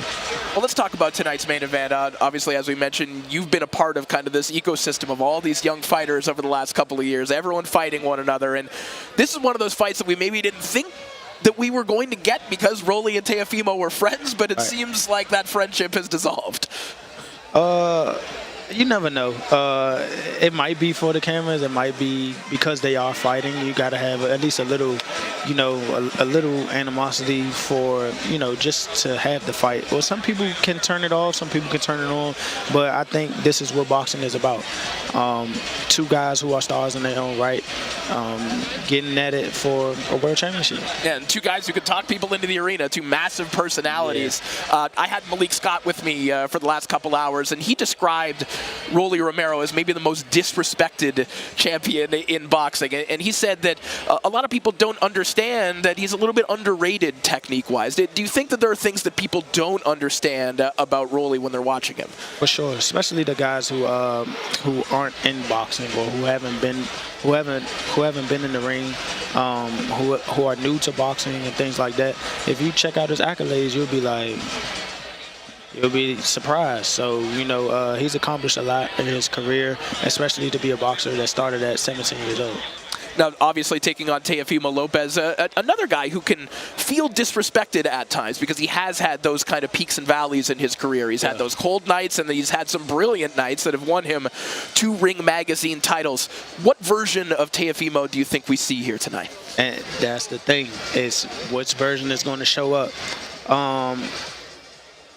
To go back to how fighters or maybe Rolly might be considered disrespected, because his skill set is different from Teofimo's. Teofimo is purely like a skill boxer, and when you look at Rolly, he might not look as polished as a Teofimo, but he has the tools and the skills to be in there to be a world champion, a multi-division world champion. So who knows if Teo might conform to Rolly's awkwardness and whatever the case may be, and might get a little stuck in there. Who knows? Or will he come out there guns blazing, skills on point, defense on point, and be on target? So you never know.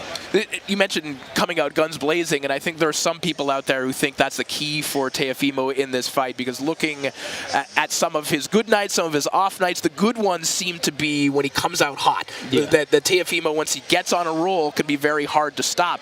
Do you think it's important for Romero to kind of slow the pace a little bit in the early half of that fight and then see where things go? I think so. I think the pace would be set by Rolly. I think so for sure. Whether he is going in there and going to try to thump with him, or he's going to sit back and have his little awkwardness take over. Have you spent time have you sparred with either of these guys in the past? I haven't sparred with neither. No? Okay, all right. So you've been obviously an eager observer. I've been very observant, yes. What do people maybe not, I asked you this about Rolly, but when it comes to Teofimo, what do people maybe not see in terms of his skill level that makes him great? Just the way he can put it all together. He can give you the flash, he can give you the defense at times, and he definitely can give you the dynamic punching power and speed. He has good reaction to a lot of shots because that's how he practices. If you ever watch him, some of his training videos and stuff like that, he has good reaction time. So when he slips a shot, he's trying to come back with a shot. So the things that he does and when he puts it together well, especially when he's just relaxed and calm and in his zone. No, we talked about the trainer battle when Malik was here as well. In very different corners, you have Teofimo and his dad and all the tumultuous energy that comes with that. Yeah. And then you have Ismael Salas, kind of one of the geniuses of boxing from the classic Cuban school. Right. You couldn't have two more different corners here tonight as well. I think that's going to be a key factor too, though. I definitely think that's going to be a key factor. To me, and I'm not trying to throw no shots out there or disrespect anybody, but to me, I think Teo coaches himself. I think his natural skill and his experience has just allowed him to gain everything that he has done over his career. I mean, even from an amateur all the way to now. And I think him and his dad were a good match because you don't get this far without being a good match. Right. But I think Teo is more of the coach than his dad is. Now, before I get you out of here, you've been playing analyst here, but I have to ask you what's next for you. What do you see in the near future now? In the near future, we're going to get back in the ring, hopefully, to get back in that title contention with the WBC. I'm eager to get back with or avenge what has happened, even if it doesn't happen next, even if it doesn't happen in 2 fights, whatever the case may be. I'm eager to be a world champion again, but it would be even more sweeter to, come against the Pater again. We're still ranked number 2 in the WBC, so however it goes, the path is going to be to gaining another world title. And of course, as we mentioned, you're doing your part mentoring potential future world champions as well. You're doing great work, man. And did great work as an analyst here. Thanks so much for stopping by. Yes, sir. All right, Lamont Roach, and just a reminder, our main event coming up a little bit later on, live on DAZN Pay-Per-View. It's Rolly Romero and Teofimo Lopez. On DAZN, the fights never stop, with the biggest nights in boxing all year long. It has never been bigger for any fighter in the history of this country. Let's get ready to rumble! Every week, it's on. So take your seat and join us ringside. Incredible! The undisputed global home of boxing. Watch only on DAZN. Well, Saturday, August 29th, it's a heavyweight world title fight for the history books. Moses Atauma can become the second youngest heavyweight champ ever as he takes on Filip Hrgović with a vacant IBF strap on the line. You can buy that now at DAZN.com/boxing. Then, Friday, September 4th, the former unified heavyweight world champion Andy Ruiz is back in action against Damian Niba in New Jersey. September 19th, Pitbull Cruz puts his interim WBC super lightweight title up against Nestor Bravo. And of course, the legend, Canelo Alvarez, begins his journey back to super middleweight supremacy. And his first target is Christian Mbili for the WBC belt, live on DAZN, October 31st. And the final moments of the countdown are upon us to the top of the hour when we are live on DAZN Pay-Per-View. Rolly and Teofimo, Corey Erdman here ringside, now joined by my old pal, Mr. Versace himself, Rick Reno. What's going on, man? Tanya, I think we're going to be in for a good night of fights tonight. Now, you have been central to some of the storylines in the build-up to this fight. Of course, the interview with Teo and his dad, things, getting a little bit tumultuous. What is your read on the temperature of the relationship between Lopez and his father right now? I think it's one of those complicated relationships of ups and downs. I mean, we've seen a lot of father-son combinations not work out in boxing. There's more stories that are unsuccessful than there are successful. And there seems to be a little bit of animosity in the aftermath, you would say, of the Shakur Stevenson fight. They said that they're past the animosity. Everything is good now. Everything's been resolved. That the interview they did with me was more of their way of overcoming everything. And now we have to see where Teo is mentally at when he gets in the ring. And he's in with, a dangerous guy. We got about a minute left, and we've been talking about this all night. Two kind of enigmatic fighters. You don't always know what you're going to get out of these two guys. That's also what kind of makes them exciting. How are you seeing this fight play out a little bit later on tonight? if it was prior to the win that that Rolly got over Ryan Garcia, and prior to what happened with Teo and Shakur, you would say on paper, Teo's just going to outbox him probably to a decision win. But Rolly is riding a big high right now. His confidence level is sky high. He's changed his entire life around, found God. He's a big puncher. Teo hasn't really been a big puncher since 35. He's a good enough puncher. If he's not able to hurt Rolly, will Rolly just try to steamroll right past him and use his physicality and his power? And we have to see if he could take Teo's power and says, you know what, I could take it. I'm just going to go right after him. Well, you can buy that pay-per-view now. Buy now on DAZN.